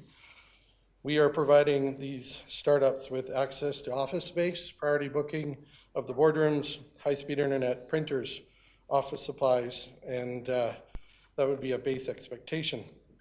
We are focusing on startup funders in the early stages of development, the startup journey, where the focus is on idea generation as well as that seed stage. So very much where people are trying to formulate an idea, put a business plan together, or have an idea and are trying to launch that into another stage where they are looking for funding. We are working with the community in regards to the types of programming that we would provide the startups. We would provide education seminars, legal, insurance, finance type education, access to programming from other incubators, such as Startup 101 from Platform Calgary. We would allow them to meet the business community through networking events. We do a pitch your business event to the business community. We provide them access to service providers like banks, business-to-business opportunities, and we'd obviously have a business advisory check-in as well. Through our creation of the plan, we've done some research, and I want to highlight three of them. Innovate Cochrane, Shane Pegg, who is in the audience today, representing Innovate Cochrane, we had a meeting with Velocity January 20th. And one of the outcomes of the advice that they had was that Cochrane should start broad, as in all business and all industries, and then narrow if a certain industry becomes dominant. And that to partner with other government levels for funding and other innovation groups to provide programming so you're not recreating the wheel is really important. Velocity actually does a lot of work with Innovate Calgary, Communitech, and Mars, some of the incubators in their area. As well, through Shane's networking with Innovate Cochrane, he had a meeting with Catapult Grey Bruce, which is an innovation hub in Owen Sound. And they have the same population of about 33,000 people. And basically, they are 15 to 20% tech. The rest is mostly food, energy, and various other things. Interestingly, 60% female-led startups. They leverage other partners in the ecosystem as well, and they focus on growth more than they focus on the companies that will grow more than they focus on the companies within a certain industry. At the same time, we are working with Prairie Scan in collaboration with Innovate Cochrane again in economic development to look for some long-term multi-year funding to help with the programming of the space moving forward. And now I turn my attention to the community boardrooms. We believe that there should be a business-related programming only to these, so we can ensure that we have enough time allocated to the incubator space and the startups to utilize those boardrooms for their ongoing opportunities. Economic Development believes that nonprofit organizations providing training or events to the business community would be not charged. for-profit organizations that would like to rent them for their business uses would be charged at a rate comparable to the ranchos. Currently, right now, we are only able to provide the community Monday to Friday, 8:30 to 4:30 openings. And that we look and help other groups that are looking for space. We will put them towards other spaces available in Cochrane. So basically what we'd like to do is start with the business incubator with the plan outlined in your package. We'd like to work with communications to brand the incubator. We'd like to create an online presence for programming the space and the application process. We will connect with the business community to encourage support for the incubator and provide opportunities to engage the startup companies. We will also then accept applications for the incubator, and then we will obviously provide regular council updates for phase one. In phase two, we see opportunities to evaluate the ability for the community to use the space outside of regular business hours, evaluate the need for potentially an external advisory committee that was mentioned last time, but we removed it to make it more simple, and then determine staffing requirements and costs associated with the 2024 budget process. So what we'd like to do today is have some conversation, gain an agreement with council on the incubator approach. And then with that approach, I would come back at, it says the next council meeting, but the next appropriate council meeting to have a plan approved by resolution. So if you have any questions, I'd be happy to answer them. Okay, thank you very much. I'm sure we'll have lots of fulsome conversations, starting with Councillor Federico. Thank you for the presentation. I mean, today, as you mentioned, Mr. Corman, was an exciting day as we saw Garmin make their announcement and their expansion. But you did put on the table a couple of questions, just talking about the business aspect of what we're looking at from the station. And there's been a lot of conversation in the community that I've heard, as well as presentations that have happened. And I really do feel, and even after today, when some of the media had questions about the tech future and what that looks like, I really don't necessarily want to limit us to a complete tech incubator space. I think that is somewhat limiting as to where we need to be. I think if we grow there eventually, that's great. But limiting our selections to a very small marginal group, I think is only going to hurt us in the long run. And is as much as I am, completely proud of the tech companies that we have here, these tech companies have been here for decades. It's not like we have a fluid group of people coming and running to Cochrane to set up their tech companies. So I'm a little bit cautious as to not just limiting what that looks like. I think that these companies have been in existence for a long time. They've all been very successful, but I don't want to necessarily just bank our dollars on 3 companies that have been here for a really long time and what the future looks like for that. I do have a couple questions for you. When it comes to the business-only events versus some sort of community-based events, I mean, I can understand during the day, yes, being business-focused, and you did mention that 8:30 to 4:30 for rental. What does the evening look like? We're so short on space for some of our nonprofit groups or community groups. And now I feel like we're just kind of not offering anything to them at all. And again, like at the same cost to the ranchos, there are so many groups out there that from sitting through a Travel Alberta consult is that it's just so expensive to host anything here. And now we're gonna have another building that becomes so overly expensive to host anything there. My whole point of this area was that we would open up that space during off hours to be able to help community groups, to be able to help nonprofits. And if people wanted to host an event on their own, then they can pay for it, but at a relatively easier market price. I just don't know if you have any updates on that. Well, through the chair to Councilor Federico, I think it's up to council. I think that currently right now, 8:30 to 4:30 is a resource constraint because we don't have resources available to provide access to the building after hours. So that is a constraint at the moment.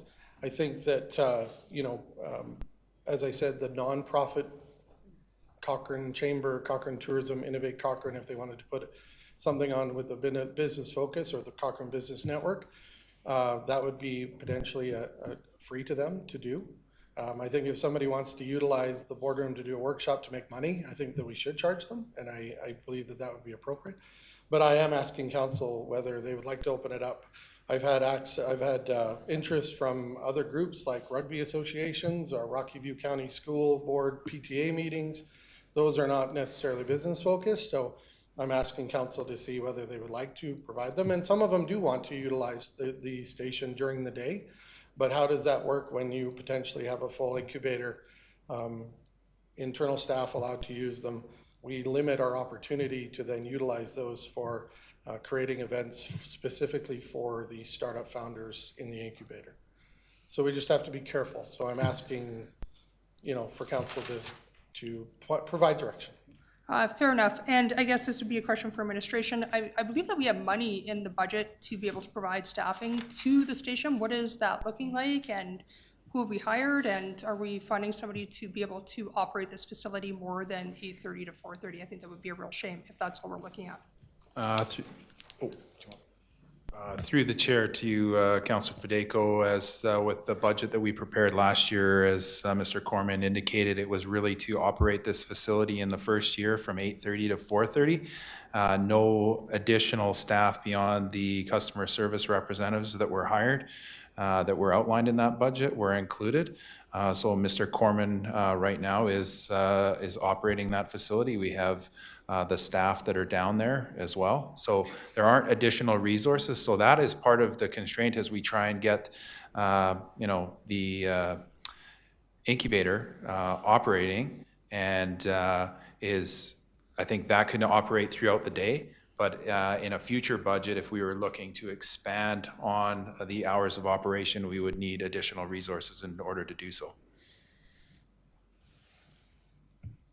Thanks for the update. I think I could think of some areas where I'd find some additional resources to be able to fund that. I think this is important. I think opening it more than 8:30 to 4:30 is important. I'll leave it up to my colleagues to have some conversation around that, but I don't think we should be limiting ourselves right now. I think that now more than ever, some people need some help. There's very limited spots within Cochrane to be able to rent it all. And then it comes at a very high price of what we can offer. So I'd like to see some better solutions for the space overall. Councilor McFadden? Yeah, thank you. And Mr. Corman, thank you for your presentation tonight. And I'm glad we're having this conversation, because I think we may have been kind of setting ourselves up for a lack of success. Because we've talked about, hey, we're going to get, transit hub and innovation center, it's going to be magical. And, but we never actually defined what the magic was going to be. And so I appreciate the conversation that we're going to have tonight. And your question of, is it business, or is it business startup, or is it tech? And I think there's probably a couple of different opinions here. And just to add a third one to the mix, I would actually prefer that we look at it as an innovation incubator. And stealing from your presentation there, that we focus on companies that grow as opposed to defining an industry. And I think, as way too many people are probably aware, I'm just wrapping up my MBA with a focus in innovation. So I spent a great deal of the last year and more focusing on these ideas and what makes innovation successful. And it really is that bottom up, and about creating that space, that opportunity for the collision of ideas to be exchanged, which I think we've all agreed on that opportunity, but whether it was trying to knock tech out of the park or business out of the park. And I would just argue that, we can't compete with the City of Calgary's Innovation Center and larger ones, that we should just really focus on, companies that grow versus the industry. And I would prefer just to focus on the innovation piece of it. When it comes to the programming, I think you've laid it out there as I understand, and correct me if I'm wrong. The idea is you're going to be the one delivering this programming? You, yourself, and you, for a team of 3? Through the chair to Councillor McFadden. The running of who is in the incubator would be sole responsibility of the economic development manager. We would then reach out to the business community to help provide opportunities to connect with the businesses, to find other programming that would be beneficial to their, when I say programming, education, Yeah. to help that. We have a space as a municipality. We can provide that space. We can provide them access and networking opportunities. That's what economic development promised in their economic development strategy in 2020, and that's what we're trying to provide. And then we'll reach out to others to find opportunities. We'll reach out and collaborate and coordinate funding and grant opportunities with other business partners. And so that is the ultimate responsibility of this space, is economic development. Okay. So it just seems like, so the economic development management role is focused on the economic development plan and partnering and working in different areas as well. Tourism, I think that role oversees as well. But this is a lot of work to set this up and then to provide that coaching, that mentorship, that whole coordination piece. Like, that's a job unto itself. And I do wonder that perhaps we should have a conversation about, in this budget, trying to make sure that it's adequately resourced, even in this year. And so I do disagree slightly with Councillor Federico. I really feel in the first year, the focus needs to be on getting the incubator up and within those core hours. And then, year two, once we know what it looks like, seeing how we can open it up to the broader community within that budget. So I would much prefer that we, if we can get there, great. But year one, we really focus on the incubator, and that, from my lens, it's not tech or business, that it's just around innovation. And again, companies that succeed, that would be the metric that I would lay out. So those are my thoughts at this point. Mayor Zhang. Thank you. This is a great day. We've, as others have outlined, we have Garmin expanding. We have vibrancy in that area. That was a goal that we all had, and we're checking that box. And this stuff takes time. The Garmin discussions were well over a year. So the discussions around startups and an innovation center and incubator takes time. So the first thing I'm happy about is that we're taking our time here. I don't think we should be rushing to fill this space. I think we should fill it as soon as we can, but not just filling it with anything. And I really appreciated your words, Mr. Corman, around we have to be careful, because if we blow the doors off this building and open it up because the space exists and it's empty right now, I think it's really going to be difficult to claw it back for the intended use. So for me, and maybe this is, and I'm hearing a couple colleagues today talk about, I think we're going to be on a different page here. I don't think so. My perspective is this is for startups. And maybe we talked about tech as if it has to be tech as in watches and wearables and Garmin and 4Eyes, et cetera, et cetera. I like the idea of it. Let's open it to business. Let's make it startups. But I think they need to be unique in a few criteria, and I think you've outlined a few of them. So I'm just going to go through a little bit about, and again, I am not an expert in this field, but some of the research I've done suggests that I think the word you're looking for, Councillor McFadden, is scalable. These businesses need to be scalable. It's not going to be Jeff's Plumbing, and that Jeff's Plumbing is going to start in here, and the town of Cochrane is going to subsidize Jeff's Plumbing and get a plumbing store in Cochrane. Yes, we need all kinds of business in our community. We are attracting all kinds of business already. We're doing a good job of just, again, leveraging our desirability. People want to be here. Businesses want to be here. What type of businesses do we want to incubate? So I agree, let's make the funnel as wide as possible at the beginning, and let's choose how we narrow it down in future years. For me, so scalable is one, and then therefore they would be unique in that regard. These startup individuals this needs to be their full-time job. They need to be in the incubator from the hours and I'm not saying we got to track them from 8:30 to 4:30, but this isn't a part-time, I'll see if this works idea that we're going to subsidize. This is somebody who, I have this idea, I believe in it so strongly that I'm going to put my life into this right now, and that needs to be a criteria. We don't want people with, oh, I have this idea, but I'm not sure if it's gonna work. Oh, I can get this relatively inexpensive space and all this help, and I'll do it on my time, after school or after work or whatever. No, this needs to be your primary focus. You outlined 4 employees. I like the idea of having a number around it, but I think it should be specific to them being in the building. We don't want to limit that maybe they have some kind of presence outside of the incubator that could be 100 employees, but only 4 can be in the, you're nodding so you understand what I'm saying.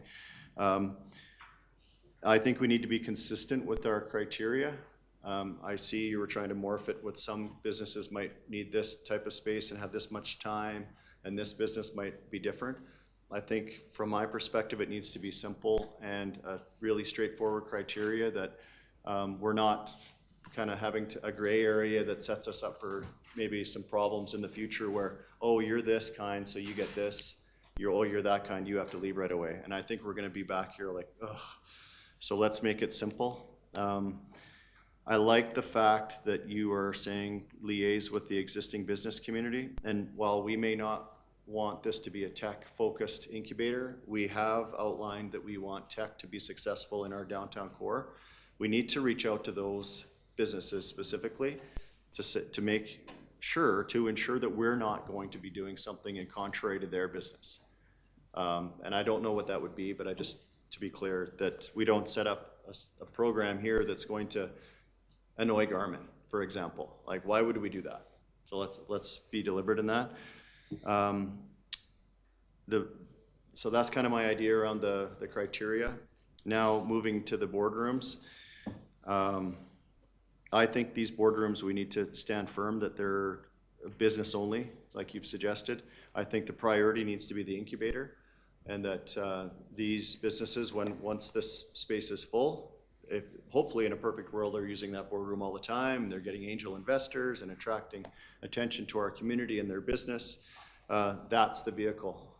We have built a very limited space. Our initial plan was to build a huge incubation space. This is limited, and I'm not wanting to go back and understand why we did that. It's just, this is the space we have. We need to be deliberate in what we use it for. So I agree. Priority is the incubator space and business. I think this is magic. This is a positive juncture that we're at, and I'm really happy that we have the opportunity to talk about it and plan our future. I think as far as budgeting and staffing for this space, I think we have outlined this year is our growth period. It's our trial period, it's our pilot. It's going to be phase 1 and 2, like you've outlined. Let's see how that goes and revisit this in 2024 budget for extended hours, et cetera. And I'm worried about saying this next thing, but I hope we don't spend every single month of this year relitigating the 2023 budget. It's clear that others on our council don't agree with how the 2023 budget came together, but we need to put that in the past and move forward. So I hope that we're not relitigating that at every council meeting until the end of this year. I think we have a budget in place. We're going to live within it. Let's plan in future years for the growth and in different areas. So I'm looking forward to this being a success in our community. I really appreciate all the work that you're putting into this and all the connections you're making in the community. I can't wait to see the doors open and the first business come out of this. The one thing I think we need to do that was really front and center in Velocity was have a wall of fame. And I can't wait to say, we've attracted this many startups in our community. They've invested this much money in Cochrane, and these are how many jobs that we've created. So that is going to take time. But I look forward to that day. I may not be on council, but I know it's coming. Thank you, Mr. Carmen. Okay. Councilor Flowers. Okay. It's so complicated. I too like the idea of having all businesses, not just the tech industry. And I really like the example that you gave us from Owen Sound. I think learning from those success stories is really important. Some like-sized communities like us. I do still feel like we should have had the advisory committee in before we do all the planning, because it doesn't really make sense to me to bring it in after everything's already determined. I would have liked to hear some innovative ideas from all the people that have been connected. And the idea of not being open in the evenings still bothers me. I think we should be able to do it without spending a bunch of money. FCSS rooms are all available throughout the evenings, and they have a good method of how that works. So I'd like to see the community use in the evenings and keep it for the business people in the daytime. It would be my way of doing things. Oh, and I wondered about the library. So if it's business only, does that mean the library can't use any space? The library has not come to us lately with any requests, so we would have to vet those out. I think that if we're talking about, at one point in time, we talked about providing education classes for programming language. To me, that would be somewhat of a no-brainer in that it's really more business focused, not necessarily something that is outside of, I mean, we all need coders, right? So we'd have to look at it on a one-off basis. I just know they were involved with the initial discussions way back at the beginning, and it feels like they got lost somewhere along the way. I think that's all. Oh, I wondered about the photocopying. So it's provided, do they pay for the copies that they use? No, well, it'd be part of their fee, as I mentioned in the report. We're looking at a nominal $1,000 a year upfront. I'm invested. We're providing that to them because to run a business when you're first starting out is very expensive. We're trying to mitigate those costs. So we're not trying to generate revenue more than we are trying to provide them a leg up. You just know that those costs can really add up too. I guess that's all I have for now. I can't think of anything else, but I do like the idea of helping all different businesses, not just tech. So I think we're gonna probably get in a thorough conversation. We could give everybody a chance to speak first. That'd be probably best. Councillor Wilson next. Sure, thanks. Interesting conversations around the table. As I listen, my opinion gets curved here because I'm not dead set on exactly what the space should be used for. I really like where Councillor Federico and Flowers are going with the after hours idea. To me, as we go forward, I'd really like to find a way to make it a building that is usable 24 hours is what I'd like to see.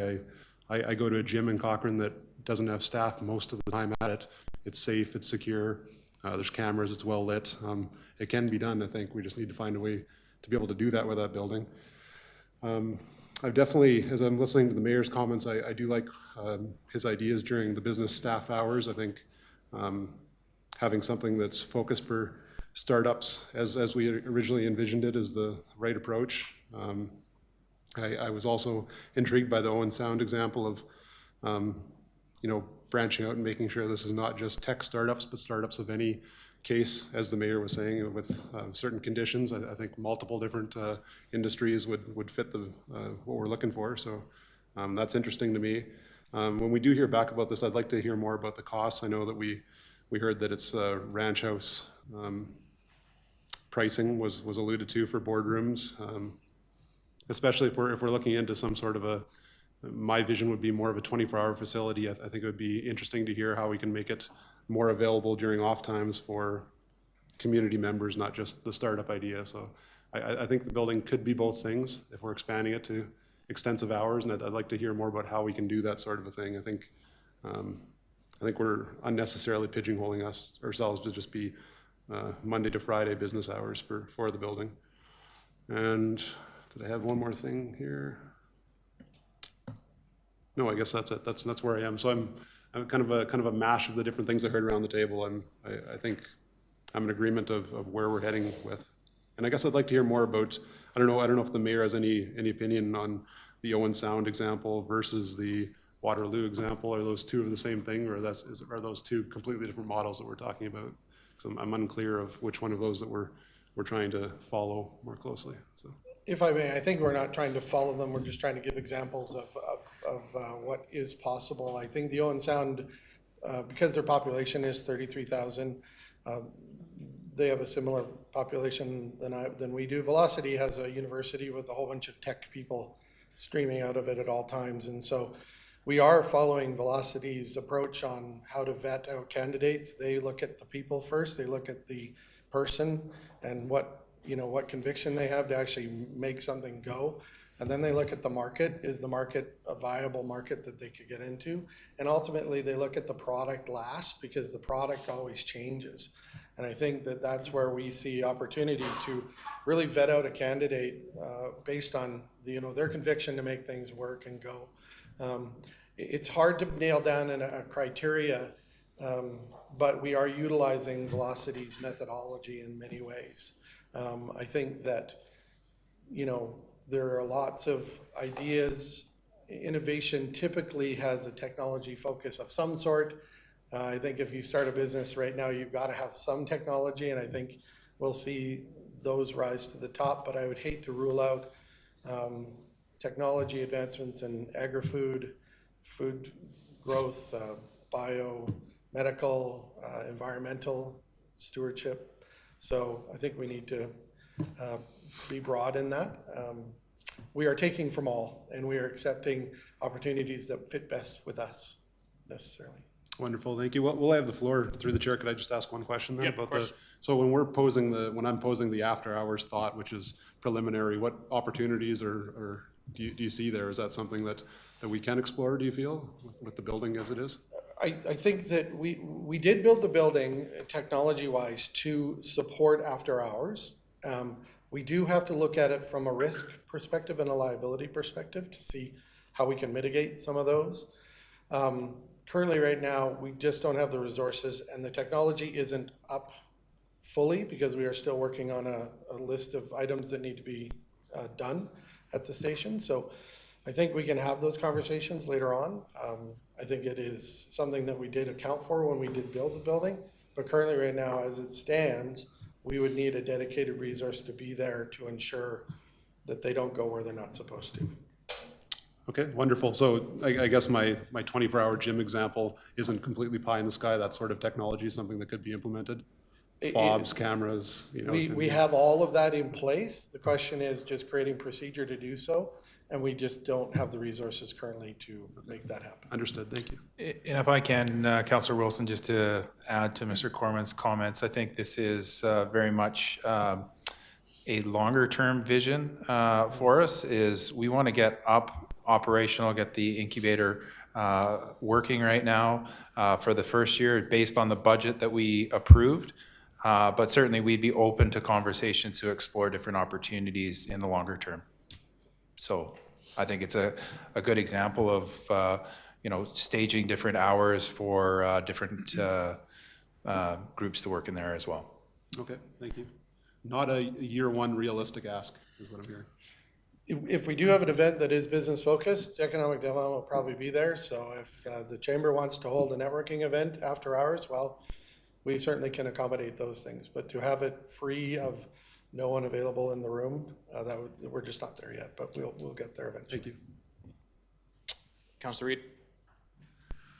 Well, thank you. I just wanted to weigh in on it as well. I appreciate the conversation that's occurred. I also appreciate the documentation that came with the presentation. That was informative, and the research done. Yeah, I would say the Owen Sound example is interesting. I think it's an apple and orange, knowing a little bit about the community and where it is and what it is in comparison to Cochrane. Certainly doesn't have a Garmin, and certainly doesn't have anything like a Garmin in its backyard, but interesting nonetheless. Yeah, I like the idea of the potential opportunities for innovators to be able to come. The question about the business hours, some of the people that we saw in Ontario, they weren't doing the 8 to 5. I mean, some of these people were really creative, and they were using they were using those off hours as their office hours. And so I would hate to think that we would restrict ourselves to be able to do that, although I, like Patrick, would like to be able to see us use a building a little more frequently, 24/7. I was curious, I thought that the west side of that building was to allow for access into the incubator hub. without having anybody around. And so the fob idea was what I thought we had gone with originally. So I was kind of surprised to hear that we had. I too like the idea of, at least in the pilot year, to be able to open it up as wide as possible, but recognizing again that with the community that we have, and to your own comment, Mike, technology is everywhere and everything, right? And no matter what you do. The last question I had, well, it was actually a question for you, Mike, is have you had anybody approach you so far, like in potential entrepreneurs, innovators? And if so, what areas are they coming from? I've had 3 or 4 come wanting to be a part of it. Some in the more human resources, resourcing, recruitment type area. There's a person who would like to start or flourish an online English as a second language business. So there's a few things. Most of the inquiries are about the hot boardrooms that we have available for people to utilize. And a lot of it is through the day, for sure. I have a business group called Roots that would like to do business meetings there every month or every second week from 9 to 11:30, and create business within town. So those are some of the things that are happening. As far as the technology goes, we do have the ability to utilize a fob system to get into the west side, and we have a keypad there, but currently we just don't have the resources or the time to allow it to happen right away. We'd like to get started, create an agile approach or an iterative approach to say, let's get them in working, and then work with our facilities team to see where the possibilities are to allow these people to get in to the building when they would like to. Yeah, the last comment I had was, I too think that if you allow any community group in there in the future, you're gonna have a hard time getting them out, right? Yes. And would prefer that we use the clubhouse, an underutilized facility of the town already for those types of organizations, and maybe work at something in terms of a reduced or waive the fee in terms of its usage, other than maybe cleanup or whatever. Those are my thoughts. Councilor McFadden, if I could weigh in, then we'll keep on going around. Yeah, no, I think that's appropriate and fair. Sure. On the hours, this is a really big sticking point for me. If we're looking for companies that are scalable. We're talking about small teams of like 4, 5, 6 people, build a multi-million-dollar company, and we think we're going to mentor them into that success. Like literally, the first piece of advice we need to tell these people is they're not doing it between the hours of 8 to 4:30. Like if a small team wants to build a multi-million-dollar company, they need to put everything into it. They need to be working Friday nights, Saturday mornings, Sunday nights, and they need to be willing to do that.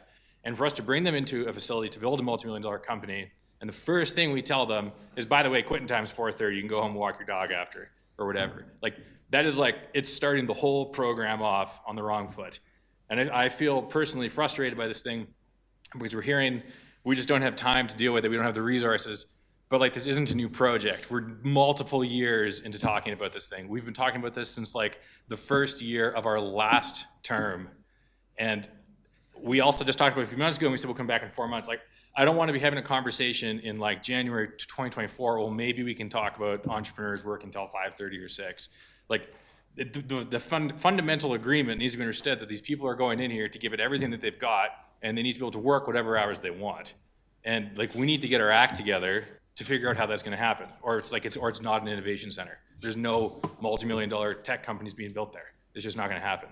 And honestly, it really it is just a big sticking point for me. On the other topics that we've talked about, the opening up to the business, I think it should be strictly business oriented. Innovation, as you want to call it, I think the point is scalability. So it's not a service company, it's not a barbershop or a little law firm, but something that can scale up. In terms of the community groups, my opinion on that is I understand they have needs. There are other places for random community groups to go to.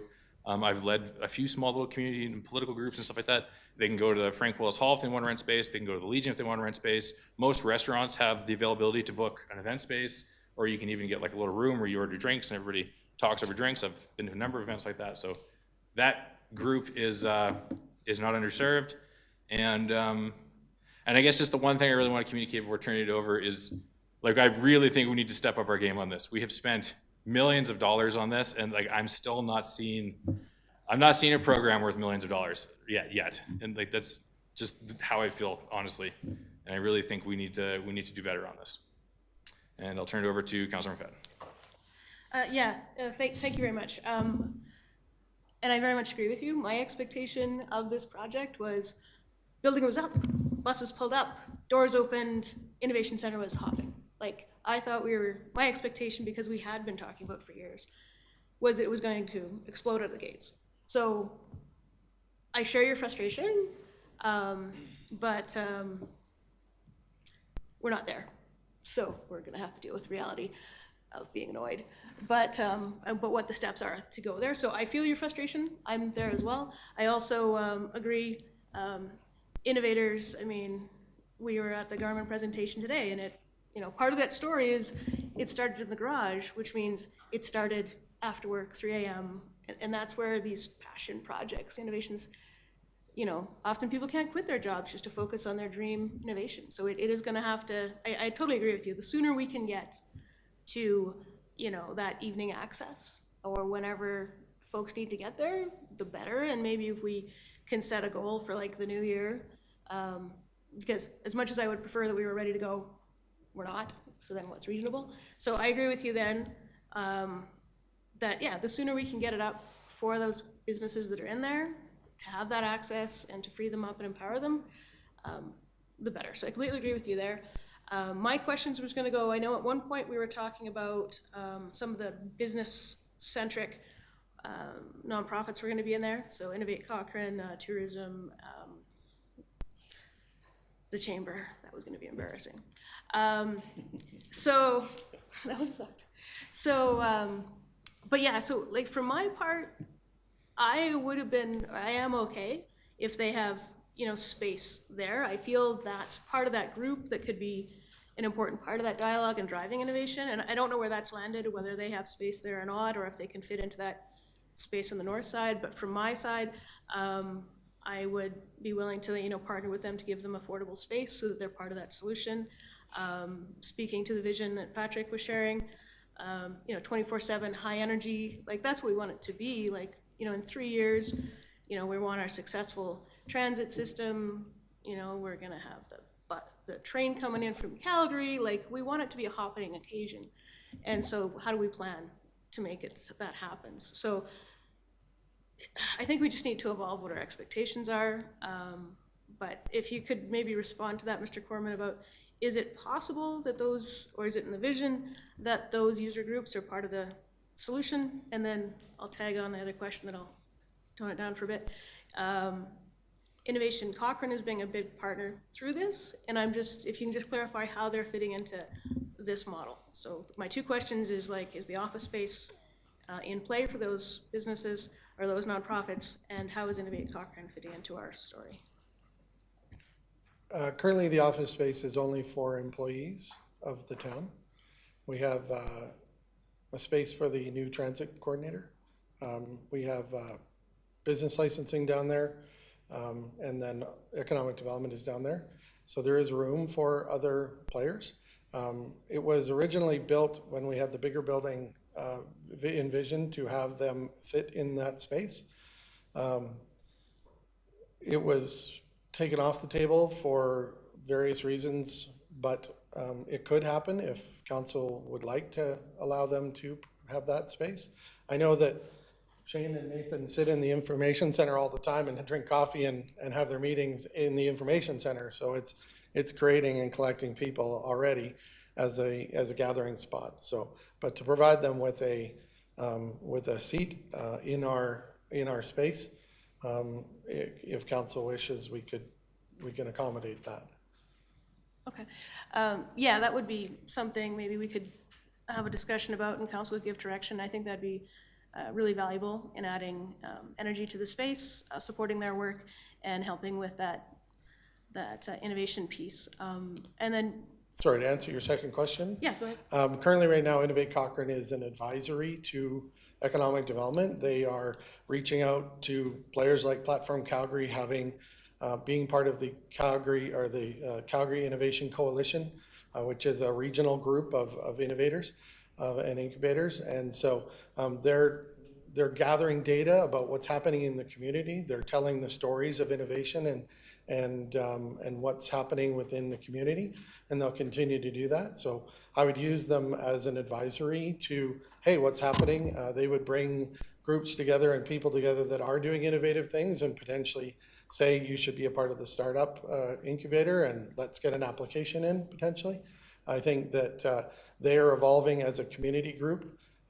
They've only been a nonprofit for a very long time, and I think that there's miles and miles of opportunity to collaborate with them as well as, you know, other nonprofit business-focused groups. Okay, yeah, thank you for that.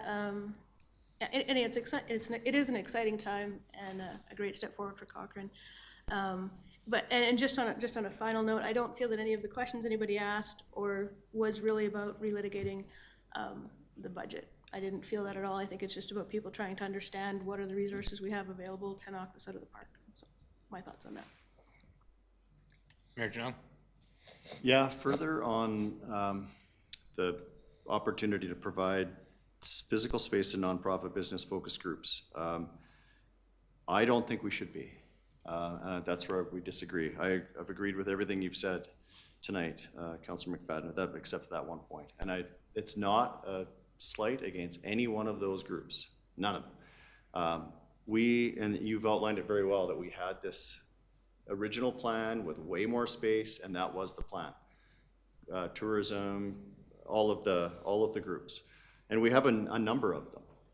My fear is they're all going to be providing something, some sort of programming and momentum, helping to create the momentum of a startup and get them off the ground. That's great, and I think they each bring something different.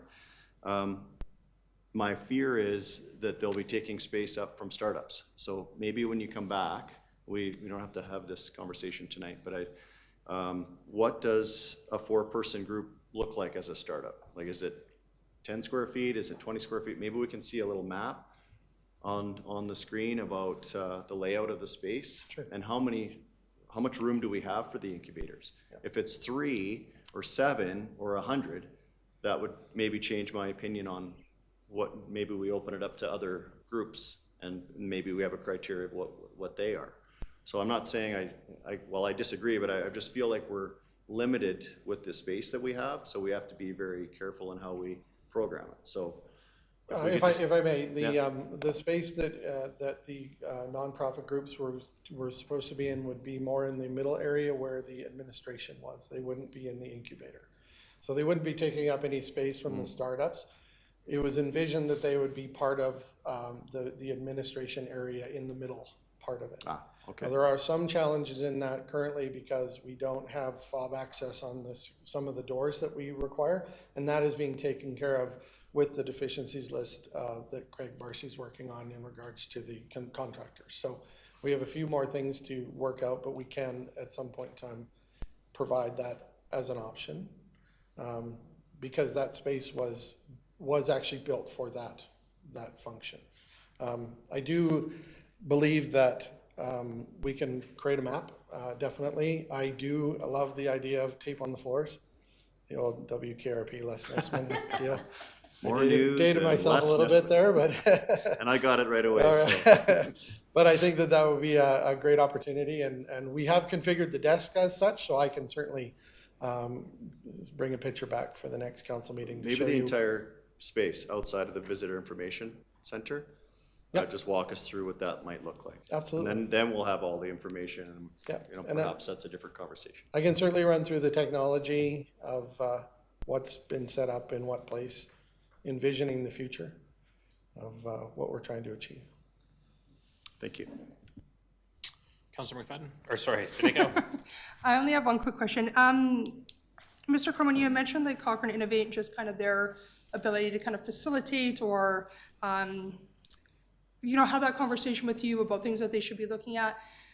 We aren't giving them any space or any ability to kind of host things within the station. I mean, I just think, if we're utilizing a group and they're a nonprofit organization as well, not offering them any ability to have space or provide them an area would seem like we're just kind of taking their information and not giving them anything back. I'm just kind of curious as Oh, no, absolutely. So they're nonprofit, and they're a nonprofit that focuses on innovation and business. So they would be more than welcome to, hey, I want to book the boardroom because we've got 20 people coming in to do a seminar on whatever. We want to do a fireside chat. We'd like to utilize the station to do that. Well, we can certainly accommodate those types of business asks because they are business focused. So we would absolutely do that. Similar to the chamber, if they would like to do a meetup event or a board meeting, if we can accommodate it. Cochrane Tourism always looks for meeting rooms. I sit on the board as an ex officio, so they could utilize the boardroom at night because I'm there. So we are providing them with that. Cochrane Tourism has a TMP program. They can run it out of the boardrooms. We are facilitating that and not charging them because we fund their organization. So. Perfect. I'm glad to hear that. And I do agree with Councillor Nagel. Like, this cannot be something that runs 8:30 to 4:30. I know that there are many companies out there that operate from 12 to 6 a.m. if that's their time. When it came to the budget comment, really my only comment is that this has been in the books for a long time. We've discussed this for a long time. Had we known ahead of time, pre-budget, what staffing requirements might be required or needed, or perhaps we could have had that discussion during budget. So that was my comment on that, and it wasn't a slag on the budget process. So just that we can continue to have those talks and we're aware ahead of time for obviously much needed manpower that you might need down there, and especially if we're talking about extending hours. All right, Councilor Reid. Yeah, just second time around.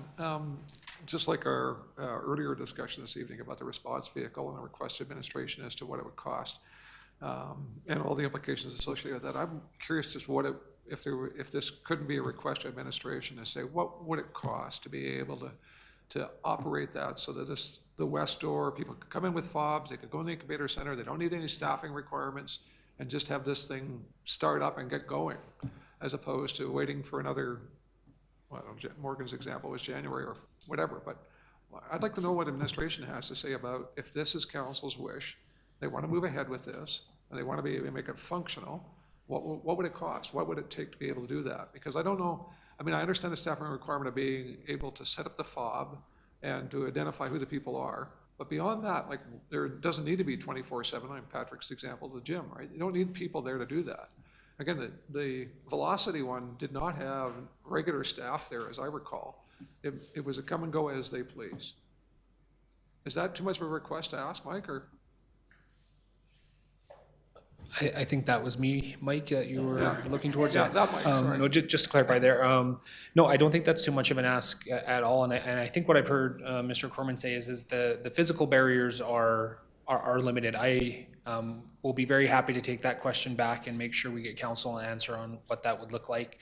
I'm quite comfortable to say that we won't be waiting till January of 2024 to answer that question. Okay, thank you.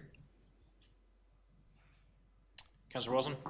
I just wanted to express my enthusiasm that around the table, people feel the same way I do about extending the hours. It's wonderful. I'd love to hear what the physical limitations are and what resources would need to be poured into it. And then my only add to that would be on top of the incubator space, which I think is an obvious important place to access. I'd like to see if we can't also solidify the visitor information area as somewhere that can be rented out after hours too. What would that take, if possible?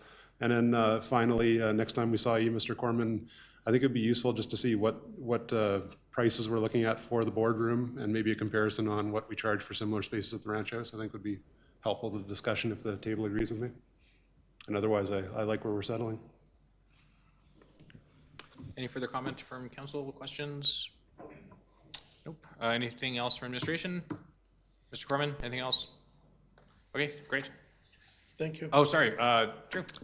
I just wanted to say thank you for the discussion, council. We've got a lot of great information here.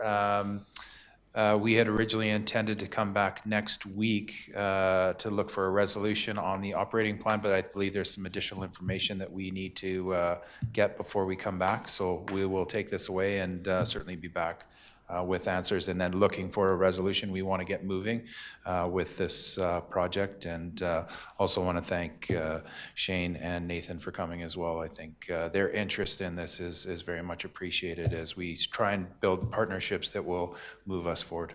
Thank you. Excellent, thanks. Okay, all right, so let's carry on to our next and final item. 5D, 2023 water and sanitary sewer utility rates. Mr. Hubble.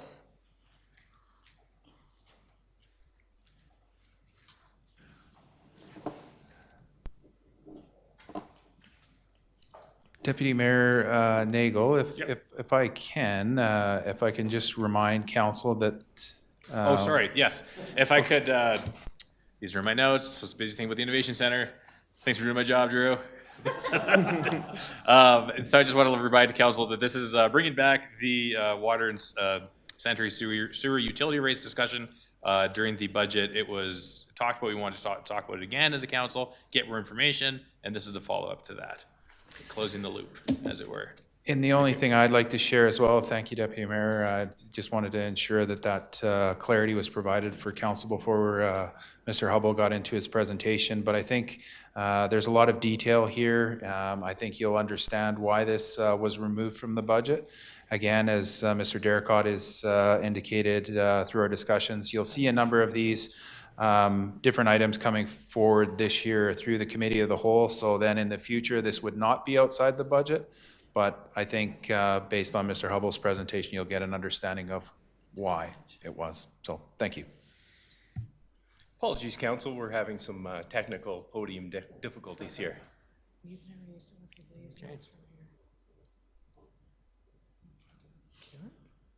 Insert commercial break. Might be a time.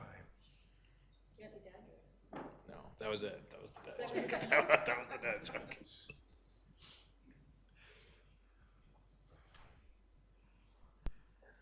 If I may, Deputy Mayor, could we have a slight break while we work through our Sure, issues? sorry, I All didn't right. realize it was that bad. Let's take a slight break. Everybody check your cell phones, use the washroom, whatever you like. Be back in a few minutes.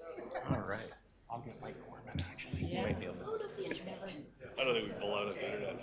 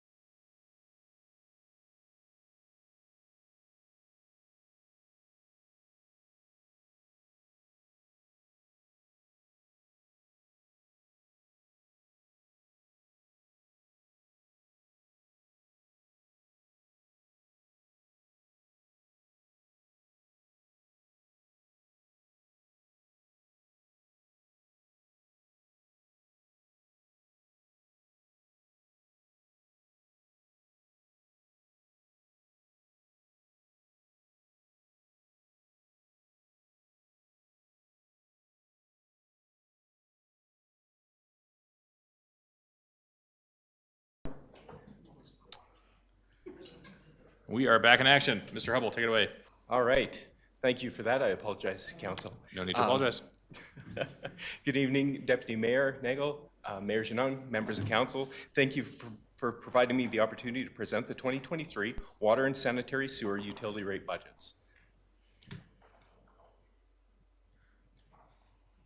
I will be a little more clunky with my multiple clicking tonight. No problem. Okay, here's an overview of what we'll be covering tonight. We'll be discussing the principles in alignment with the strategic plan. We'll be discussing the sanitary sewer utility. We'll be discussing the water utility and providing an opportunity for discussion and feedback from council if you're willing to share it on the proposed initiatives and opportunities tonight.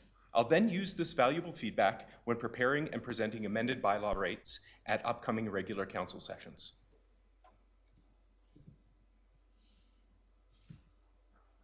The 2023 water and sanitary sewer utility programs were built with council's strategic plan in mind.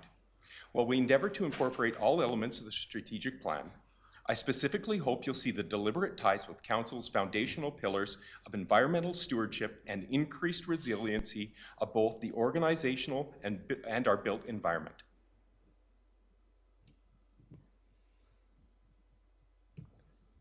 Let's begin with our sanitary sewer utility, shall we?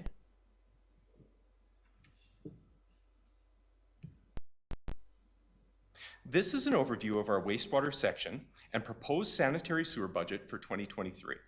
The wastewater section has a staffing complement of 4 operators, including 1 team lead, and this includes 0.5 FTE leadership, or position for leadership, our water systems technologist, and admin.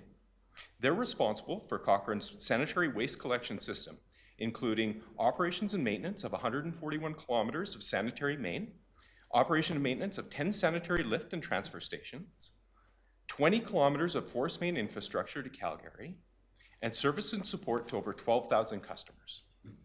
For 2023, the total sanitary sewer budget is $7.970 million and breaks down as follows. Salary and benefits, 11%, consulting services, 1%, customer experience, which includes customer support, notifications, print communications, billings, at 2%, contribution to reserves at 9%, PILT, 11%, fleet, 1%, operations and maintenance of our vertical assets. So we're talking about the sanitary and lift transfer stations. Operation and maintenance of our linear assets, being the 20-kilometer forced main infrastructure to Calgary, as well as the 141 kilometers of sanitary main. Now, last, and as you can see, certainly not least, this also includes the wastewater treatment contract with Calgary at 48% of the $7.97 million budget.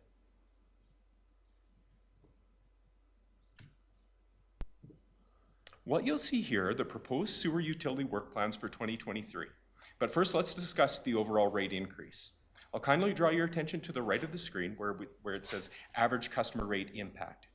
In 2022, the average residential customer paid $42.52 per month for their sanitary sewer service. In 2023, we're proposing to increase this by $4.24 to $46.76 per month. Now, for those watching at home, you might be wondering where we get these numbers or why this isn't exactly what you'll see on your bill. In Cochrane, the average residential homeowner uses 13.5 cubic meters monthly, and we use this as our standard when we do our year-over-year comparisons.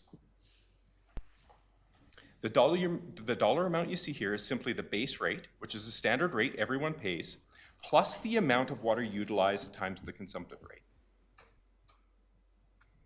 So you may be asking yourself, what am I buying for this increase? To answer this, I'll draw your attention to the proposed work plans on the left, where we've outlined the work plan item, the overall cost, and associated impact to the average residential customer monthly. So let's start with a win. H2S chemical analysis. In 2022, an enhanced chemical analysis program was conducted by our wastewater team, leading to an overall reduction in chemical use. That's the top line item that you can see on the left, Council, with a work program of minus $100,000. So they've saved $100,000 through their analysis of chemical reduction in 2022, leading to an average customer impact of minus 64 cents to start tonight. The second and largest item in my presentation is the expansion of the Calgary Bonnybrook Wastewater Treatment Facility, which has necessitated a contract increase for any municipalities that have their effluent treated there. In 2023, Cochrane's contract increased by $522,000, leading to a new contract value of $3,762,000 annually. You'll see this on the second line reflected as the $522,000 increase, with an average customer impact monthly of $3.29. The third item is anode bed renewal. We require replacement of the anode beds at our transfer station and Mountain View lift station. Now, maybe I'll nerd out a second and explain this just a little more to council. This works along the same premise as the sacrificial anode rod in your hot water tank. So you place a metal rod in your hot water tank where the ions are attracted to the metal and actually eat the metal on your sacrificial rod in lieu of your infrastructure. So we need to replace that at our Mountain View lift station and our transfer station. So we're proposing a cost of $50,000 for that, or a project for $50,000 for that, with an average customer impact of 32 cents per month. Now, unsurprisingly, we experience some inflationary impacts to our fuel, chemicals, contracted resources, salary and benefits, materials and supplies. For the $7.9 million budget, sanitary sewer budget, this number was $149,800 this year, with an average customer impact of 95 cents. The second to last item is variable frequency drive maintenance that we're proposing. Now, variable frequency drive is a large electrical piece of equipment that modulates motor speed based off of demand. They're integral in our water treatment, in our wastewater transfer station for modulating the pumps, and we don't currently have an active preventive maintenance program here. So it's something that we'd like to introduce this year, which increases the longevity of the infrastructure, but also there's a significant energy reduction when you're utilizing variable frequency drives. So we're proposing a $20,000 variable frequency drive program with an average customer impact monthly of 13 cents. Now, the last item that we're proposing for the sanitary sewer is force main flow monitoring. Cochrane's wastewater main to Calgary is nearing capacity, and flow monitoring equipment is required at the transfer station to assist with engineering projections. This will allow us to know exactly when we should put shovels in the ground to begin twinning the wastewater pipeline. That project is estimated at $30,000 with an average impact monthly of 19 cents. Now, these items summarize the work programs we wish to move forward in 2023, but I'd also like to touch on that I understand the impact of a $4.24 increase, but feel it prudent to identify that the items that make up the $4.24 are rather non-discretionary in nature, those being the inflationary impacts and the sewage treatment contract rate with the City of Calgary. Only 64 cents is being earmarked for operation and maintenance of our assets, which we're proposing to cover with the savings gleaned from the H2S chemical control identified on the top line there. So for 2023, by design, we covered our works program items with efficiencies we found in 2022. And that's what I attempted to demonstrate in the bottom items. So we have a H2S chemical analysis savings of 64 cents. Our work plan total, 64 cents. Our proposed work plan total is 64 cents, which offset each other, leaving us with the non-discretionary inflationary impacts and water treatment increase with the City of Calgary.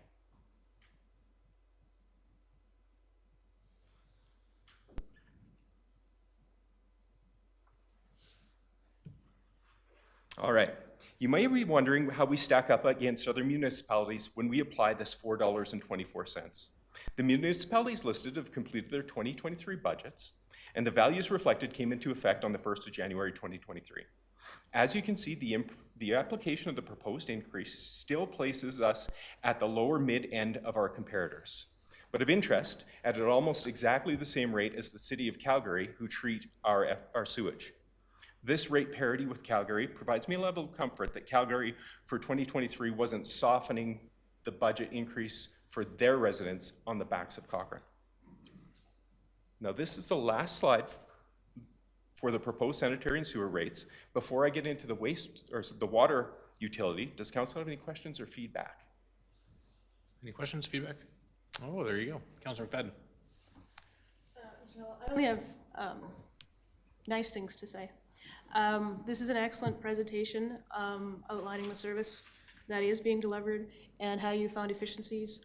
And if we can be evolving as a community delivering service level reports like this, I think we'll be in a great spot. So I will share that I'm impressed before you even get to the other side, so don't let me down the second half of the presentation. It's a lot of pressure. Right? And yeah, my only feedback would be if you could just bounce back to the other slide there. Certainly. Sorry, it's probably easier to, is, because I really do like this presentation, but if you're sharing this again, perhaps publicly, your proposed work plans, if I understood your presentation correctly, included kind of your bed renewal and kind of things that you had to do. But as you said, you've also added new service level options, right? But so I think it would be great if you could just identify in your report that you've been able to do what was necessary, save us some money, and improve service levels. So that might just be a little tweak that I think might highlight your success a little bit more. But so far you're rocking it, so I'll stop. Well, thank you for that feedback, Councilor McFadden. Councilor Reid? Yeah, thank you. I've enjoyed this so far. Yeah, I guess the principle of user pay continues to be something that's, I think, important, at least to me, and I'm sure other members of council. I'm just curious, the 9% contribution to reserves, how or who established that? The council must have established that some years ago, or? Councillor, that's a great question. Unfortunately, I don't have the answer. As this is my first year coming into this budget, we inherited a lot of past practice, and I would say that this is a remnant of that. So 9% of 7 million is substantial, right? It is. Catherine's not here to give me the right answer. Yeah, So thank it's, you. If I may, Deputy Mayor, I'll do my best to add a little bit of that. I think what has been described is appropriate, as Shane mentioned, that this is an adoption of practice. And what I have heard Catherine say repeatedly is that while it's very good that we do have a reserve contribution happening here, that in conjunction with our asset management work that we undertaking is that we will need to ensure that that reserve contribution continues to match the obligations that we'll have as a community, and that is work that's ongoing, and more information will be coming, including some policy decision pieces that council will have to make there. Yeah, to be clear, my question wasn't as to why. It was why we need a reserve. It was the amount. Why wasn't it not 12 or 7? But again, it may be a too technical question for this evening.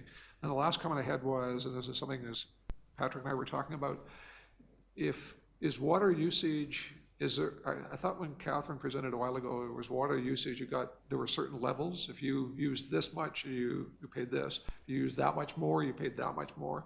And there was some kind of benchmark levels where you tipped over to one over the other. And I was trying to remember, was that based on residential usage? Like I'm one of those people who waters his lawn to death, right? Because I want my grandkids to enjoy it. But so I don't mind paying more, but was that tippage in terms of that level, was that applied to residential rates as well? Through the chair to Councillor Wilson, yes, absolutely. So we still maintain the tiered billing rate for our water service, our water utility service. So then the for whatever it was, 429 or 426, whatever it was, is that based on the lowest level of usage then? Apologies, Councillor. Perhaps I wasn't clear. This is the sanitary sewer budget. Oh, okay. Sorry, not overall. We'll discuss the water Sorry. budget. Okay, I'll wait. Thank you. Councillor Flowers? I too wanted to say that was a very detailed plan, and I enjoyed listening to sewer stuff, which I never thought was possible, but it was interesting the way you put it forward. I know that twinning to Calgary is going to be really expensive, so I'm sure we're saving for that. But we talked a few years ago about having a storage place for some of the sewer and then pumping it in the middle of the night when people weren't using it or something. Did that ever happen, or did that get shelved?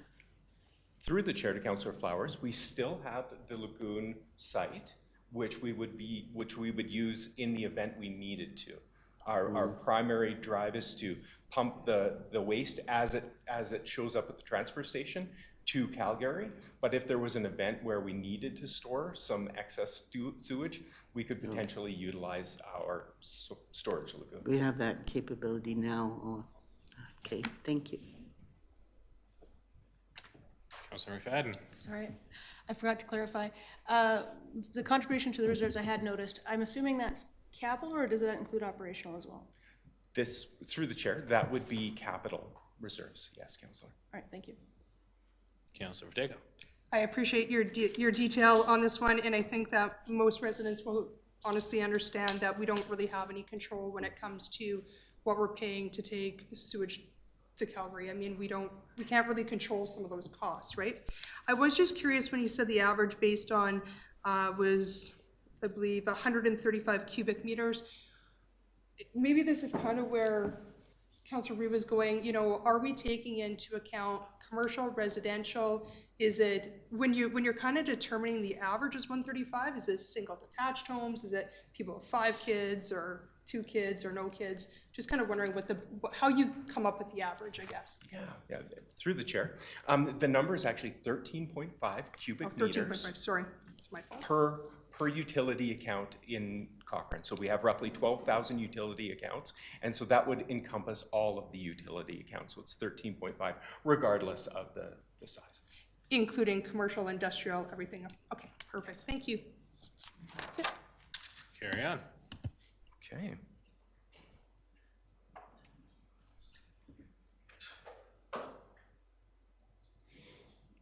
Okay, let's discuss our water utility. Here's an overview of our water section and water utility budget for 2023.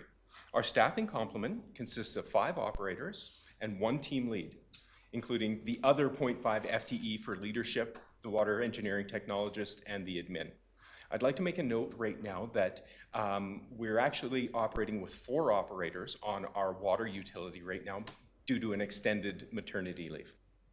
So this team is responsible for 24/7 operation of Cochrane's water treatment facility. They treat over 3 million cubic meters of potable water annually. They're responsible for fire protection testing and maintenance, so that's the hydrant and pressure zone testing. They're responsible for distribution of water throughout Cochrane's underground water infrastructure, which includes 160 kilometers of distribution piping, 12 pumping stations and reservoirs. The total water utility budget for 2023 is $5.67 million and breaks down as follows. 3% for consulting and engineering services, 9% for customer experience, which includes customer support notices, billings, water conservation communications, and signage that we see throughout the community, and those little packages of rain meters that we see at the trade shows. So we're planning contributions to reserves of 33%, PILT set at 8%, fleet set at 1%, operations and maintenance of our vertical assets, so those would be the 12 pumping stations and reservoirs, set at 18%, and operation and maintenance of our linear assets at 11%. We also are including conservation incentives at 1%. So this is items like our mulch bark rebate to reduce water usage or encourage decreased water usage throughout the community.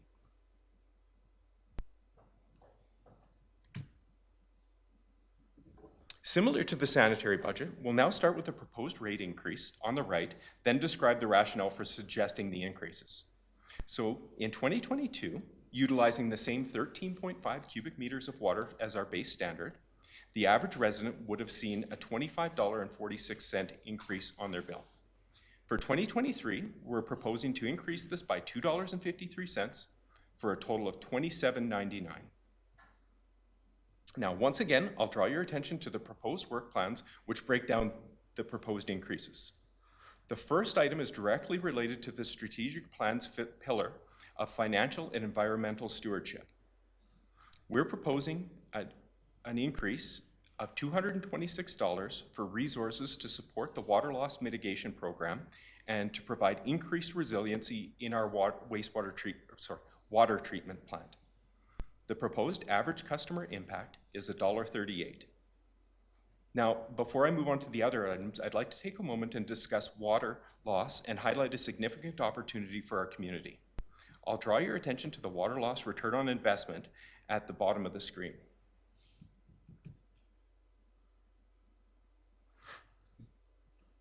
Due to the underground water distribution system leaks, the 2021 water loss in Cochrane was 552 million liters, which is equivalent to 18% of our total water treatment plant output. It's equivalent to the annual water use of approximately 3,270 homes, or worth around $773,000 invoiced.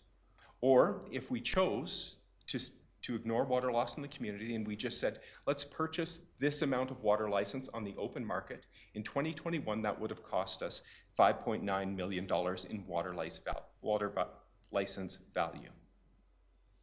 Now, if council were to support the addition of the resources identified in the top line above, and we captured half of the water loss in the community, we could support another community 1.5 times the size of Glen Eagles with no impact to our operations or additional water license. So the return on investment for addressing water loss in our community is significant. But unfortunately, with the staff members that I demonstrated on the previous screen, I don't have the resources to commit to it. I can't ask our 5 remaining water technicians to go out or stop making water and go out and start looking for leaks throughout the community. I respectfully ask council to consider the potential return on investment when determining whether to support the addition of these resources.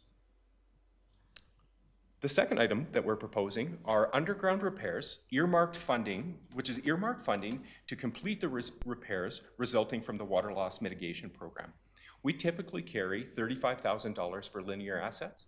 We're proposing, if council is willing to support the resources for the water loss mitigation program, to increase this by $100,000 to $135,000, which would have an average customer impact monthly of 76 cents. Last, and in this case least, the inflationary impacts, similar to the sanitary sewer budget, for fuel, chemicals, contracted resources, materials, and supplies, at $69,000 on the $5.6 million budget overall, with an average customer impact monthly of 39 cents.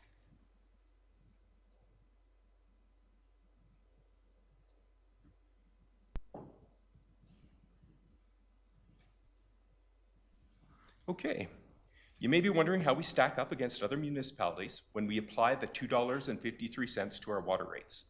Once again, the municipalities listed have completed their 2023 budgets, and the values reflected came into effect on the 1st of January 2023. As you can see, the application of the proposed increase still places us at a significant value from a municipal water rate comparison perspective.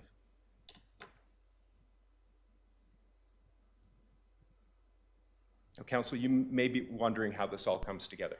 So this is the combined sanitary sewer and water utility rate intermunicipal comparison. As you can see, with the proposed utility rate increases, Cochrane's utilities remain the lowest of our competitors.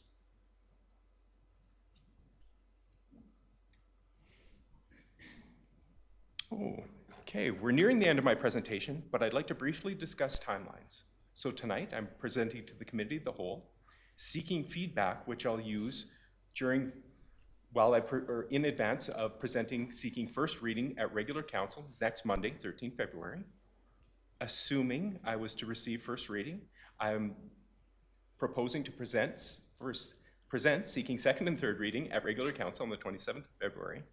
Following that, I'm proposing, if I was to receive second and third reading, I'm proposing to do community communications similar to what we did with the regular budget throughout March, with an effective date of the new utility rates of the 1st of April.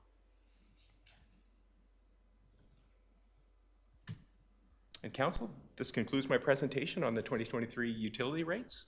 I welcome any questions or feedback that you'd be willing to share. Excellent. Councilor Verdejo. A couple questions for you. First of all, when kind of looking at the long-range budget forecast, if we look at 2025 compared to now, we're talking over a $5 increase kind of in, I guess, maybe, I want to say the averages. I'm just curious as to why the jump from 2023 to 2025. Just because I'm sure that will probably be requested as just operational services, basic charge for. Through the chair. It's on our agenda on page maybe 64, 65, it looks like. Yeah, I think so.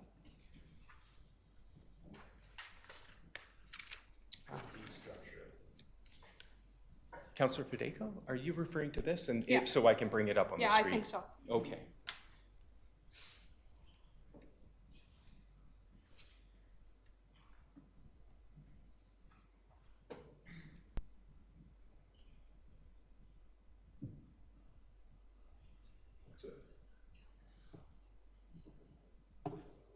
Okay.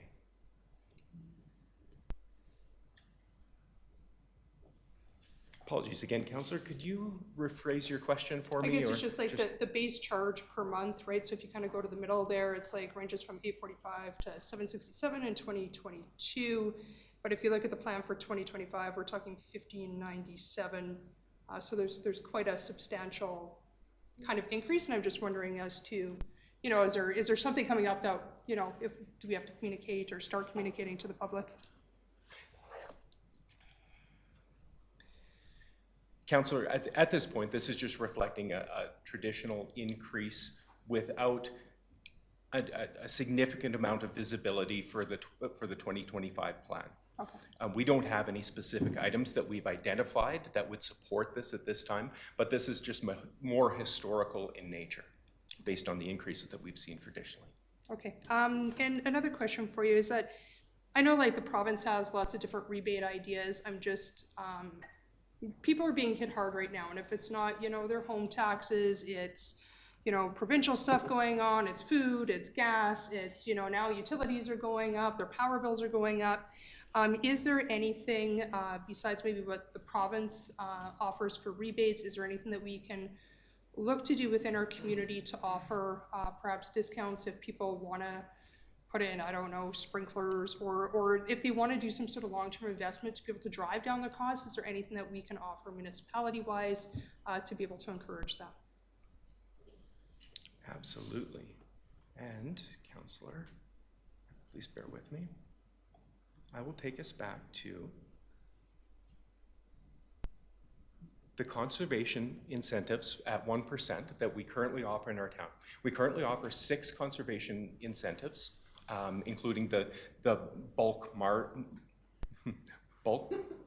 mulch bark rebate to encourage citizens to replace their sod with bark, thereby reducing their water.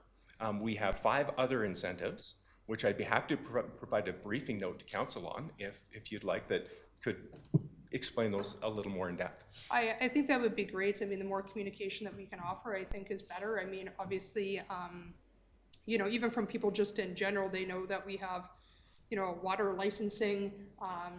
You know, we're still working on that. So I think if any way we can try to get them to conserve water is better. And when it comes to contribution to reserves at 33%, then vertical asset 18%, I'm not sure about the difference between what those two are referring to. Oh, certainly. So the contribution reserves would be setting aside capital dollars to assist us with capital upgrades later on in the future. The vertical asset operation and maintenance is for the dollars that we need in 2023 to do the maintenance of our infrastructure now. So it's more maintenance activities and not capital upgrades or replacement in the future. Gotcha. Perfect. I appreciate the information.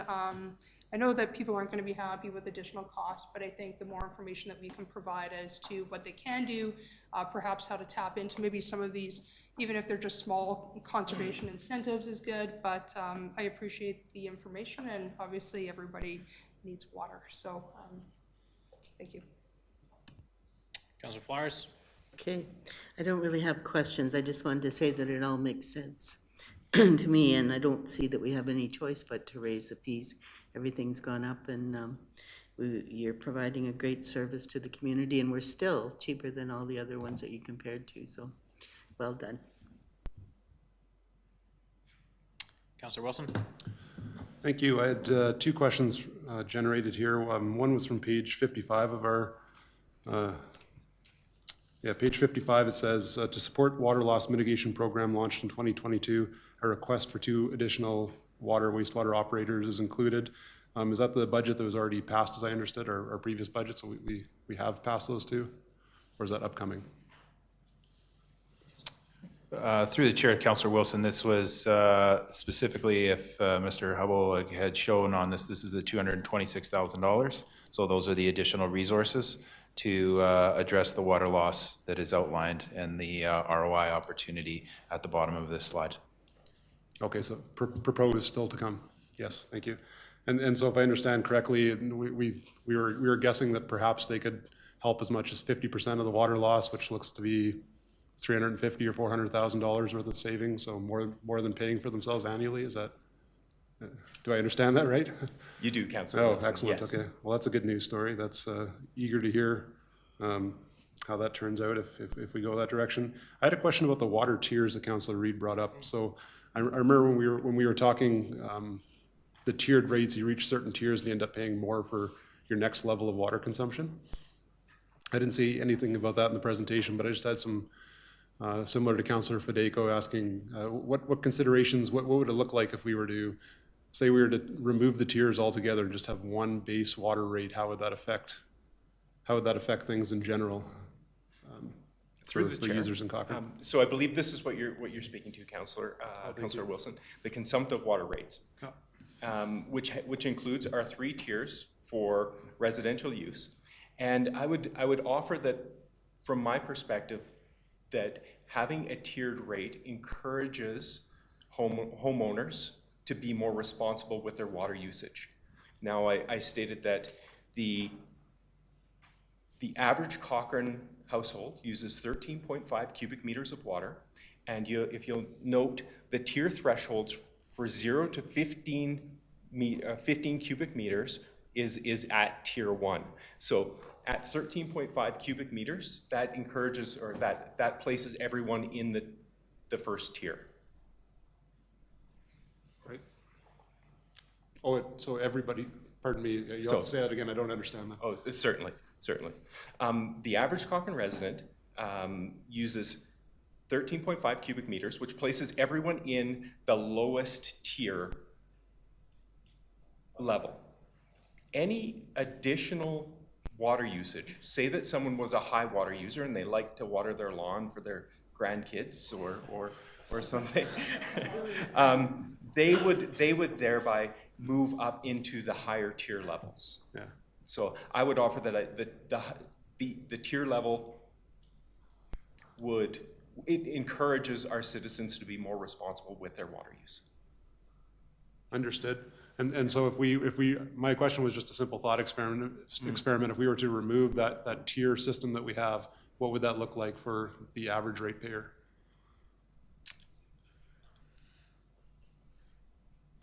I think I could say I would pay less as a family of, I think someone mentioned a bunch of kids earlier. I'm one of those households, and I've got kids. It's not so much watering the lawn, but it's like showering is like a leisure activity for them. They just like spend a lot of time in there. Whereas someone of a household of an individual or just 2 people, and so they would, generally speaking, they would be subsidizing my water use, my family's water use through their rates. And so part of the tiered rate is to try to, I think, do the user pay model as well, as in the people who are using the most water pay for it. And I think all it would mean is that the average bill would not necessarily reflect the usage. So my problem that I'm having trouble understanding is that, so if it's a family of 5 and they use let's just say, twice as much water as a single person living alone, they're going to pay more than 2 times the cost because they've entered into a higher rate, that family of 5. And so I'm just, as a thought experiment, questioning the wisdom of that. If we're essentially penalizing the family of 5 for using twice as much water as an individual on their own. So how would that, if we remove the tier system, all it would mean would be the family of 5 would end up paying slightly less, the individual would end up paying slightly more.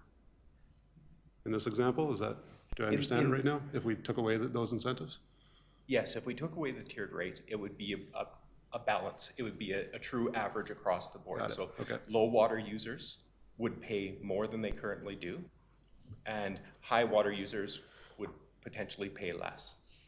Thank you. Final one, if I can. Are there other municipalities around us that don't do the tiered rates, or is this just standard municipal practice at this point where everybody does tiered rates for?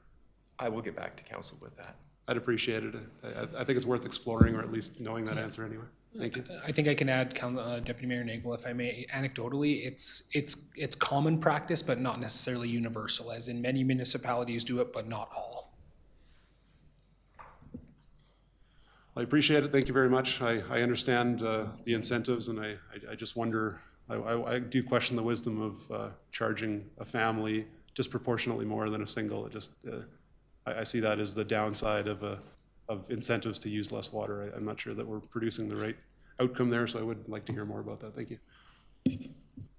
Mayor Jung? Yeah, thank you. First off, Shane, well done with your presentation. As my colleagues have outlined earlier, just easy to understand, really nailing the things that we need to focus on as a group. So well done again, thank you. I really appreciated finding the efficiencies and highlighting enormous gains. I don't think we do enough of that as an organization to really, and this was just something you were doing. So, and I don't mean to make that sound like it wasn't important, just this is a standard operating procedure for everyone in the organization to find efficiencies. We just don't take the time to highlight them. So I appreciated that as well. I really appreciated Councillor Fadeko's comment around the conservation. And I really don't have anything to say about the rates. I understand why, and I think it's important that we do exactly what you're suggesting. But I think we have an opportunity to present to people, it's like, okay, there's a rate, and here's the reasons why the rates are gonna be the way they are, but here's some solutions on how you can reduce your costs. And I think again, I really like that approach. It's not only offering someone the opportunity for savings, it's also saving us water license. So we're kind of doubling down on a really good initiative here without touching the rates. So I just wanted to highlight that. Again, the user pay philosophy. The one question I have is around, and we've talked about this in the past, and I don't know where we're at with it, or maybe it's a future conversation, about hookup fees for new homes. Is that, I was thinking this was going to be part of this presentation tonight. Is it a future discussion? It is part of the September 21st agenda. Okay. Or not September, February 21st, excuse me, sorry. We're not visiting in the fall. I was really impressed with your planning. We're really looking at future agendas. Thank you, Drew. Okay, and I will withhold my comments on that. Thank you. Councilor Flowers. Just a final comment. I would really hate to get away from the user pay system because I think we've had great gains using that and for other things too, but also for water. You pay for what you use, and we've saved a ton of water through that. So I would hate to see that go away. Councillor Fedeko again. I just wanted to make a quick comment. Well, Councillor Wilson, I would appreciate that. I have 3 kids, they're teenagers, I do laundry all of the bloody time at my house. But I think that it would be very difficult in my mind, and when we talk about conservation or trying to save money, I think if we remove the tier, it doesn't encourage anyone in our community to conserve water. I think it just means that we're all gonna split the bill and there's really no incentive. So I mean, as much as I would appreciate it as having a bigger family, I think that it's up to me as that parent or whatever to kind of say, like, move it along, get out of the shower faster, I don't really want to pay for it. I really do think it's probably better that way than it is kind of taking it overall and dividing it. not necessarily penalizing, but encouraging all of us to use probably less water than what we have. Just my 2 cents. Councillor Reid. Yeah, I just wanted to pick up something on the mayor had indicated in terms of that cost savings. And, you know, while it maybe goes without saying, I'm going to flash the blinding obvious, if you could take that back to your staff and just say, I'm not speaking on all of the council, but I'm, at least for myself, and I'm pretty confident others, that really is a measure of success in terms of their work. Well, the mayor referred to it as being, recognizing it and routining it. I just think it is appropriate that you convey that on behalf of council, that we appreciate their efforts. Thank you for that, Councillor Reid. I absolutely will. Councillor McFadden. Yeah, I just wanted to, second half was as good as the first. Pass it on to your team. I think this is an excellent presentation. I think you've laid it out so that everybody can understand that this is just the cost of what water is and how you're getting the best bang for the buck in the Cochrane context. So to you and your team, thank you for making that possible. And then just a quick question for Councillor Wilson. Is this your way of telling us that you've had another child?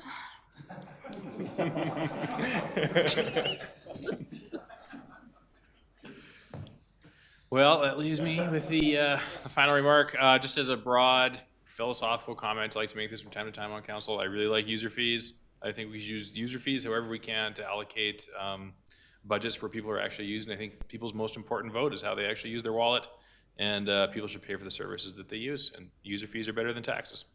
But great presentation, as everybody else has said, and I have no further comment. Anything else from administration? Anything else from you, Mr. Hubble? No, thank you very much, Council. I appreciate your time. Okay, excellent.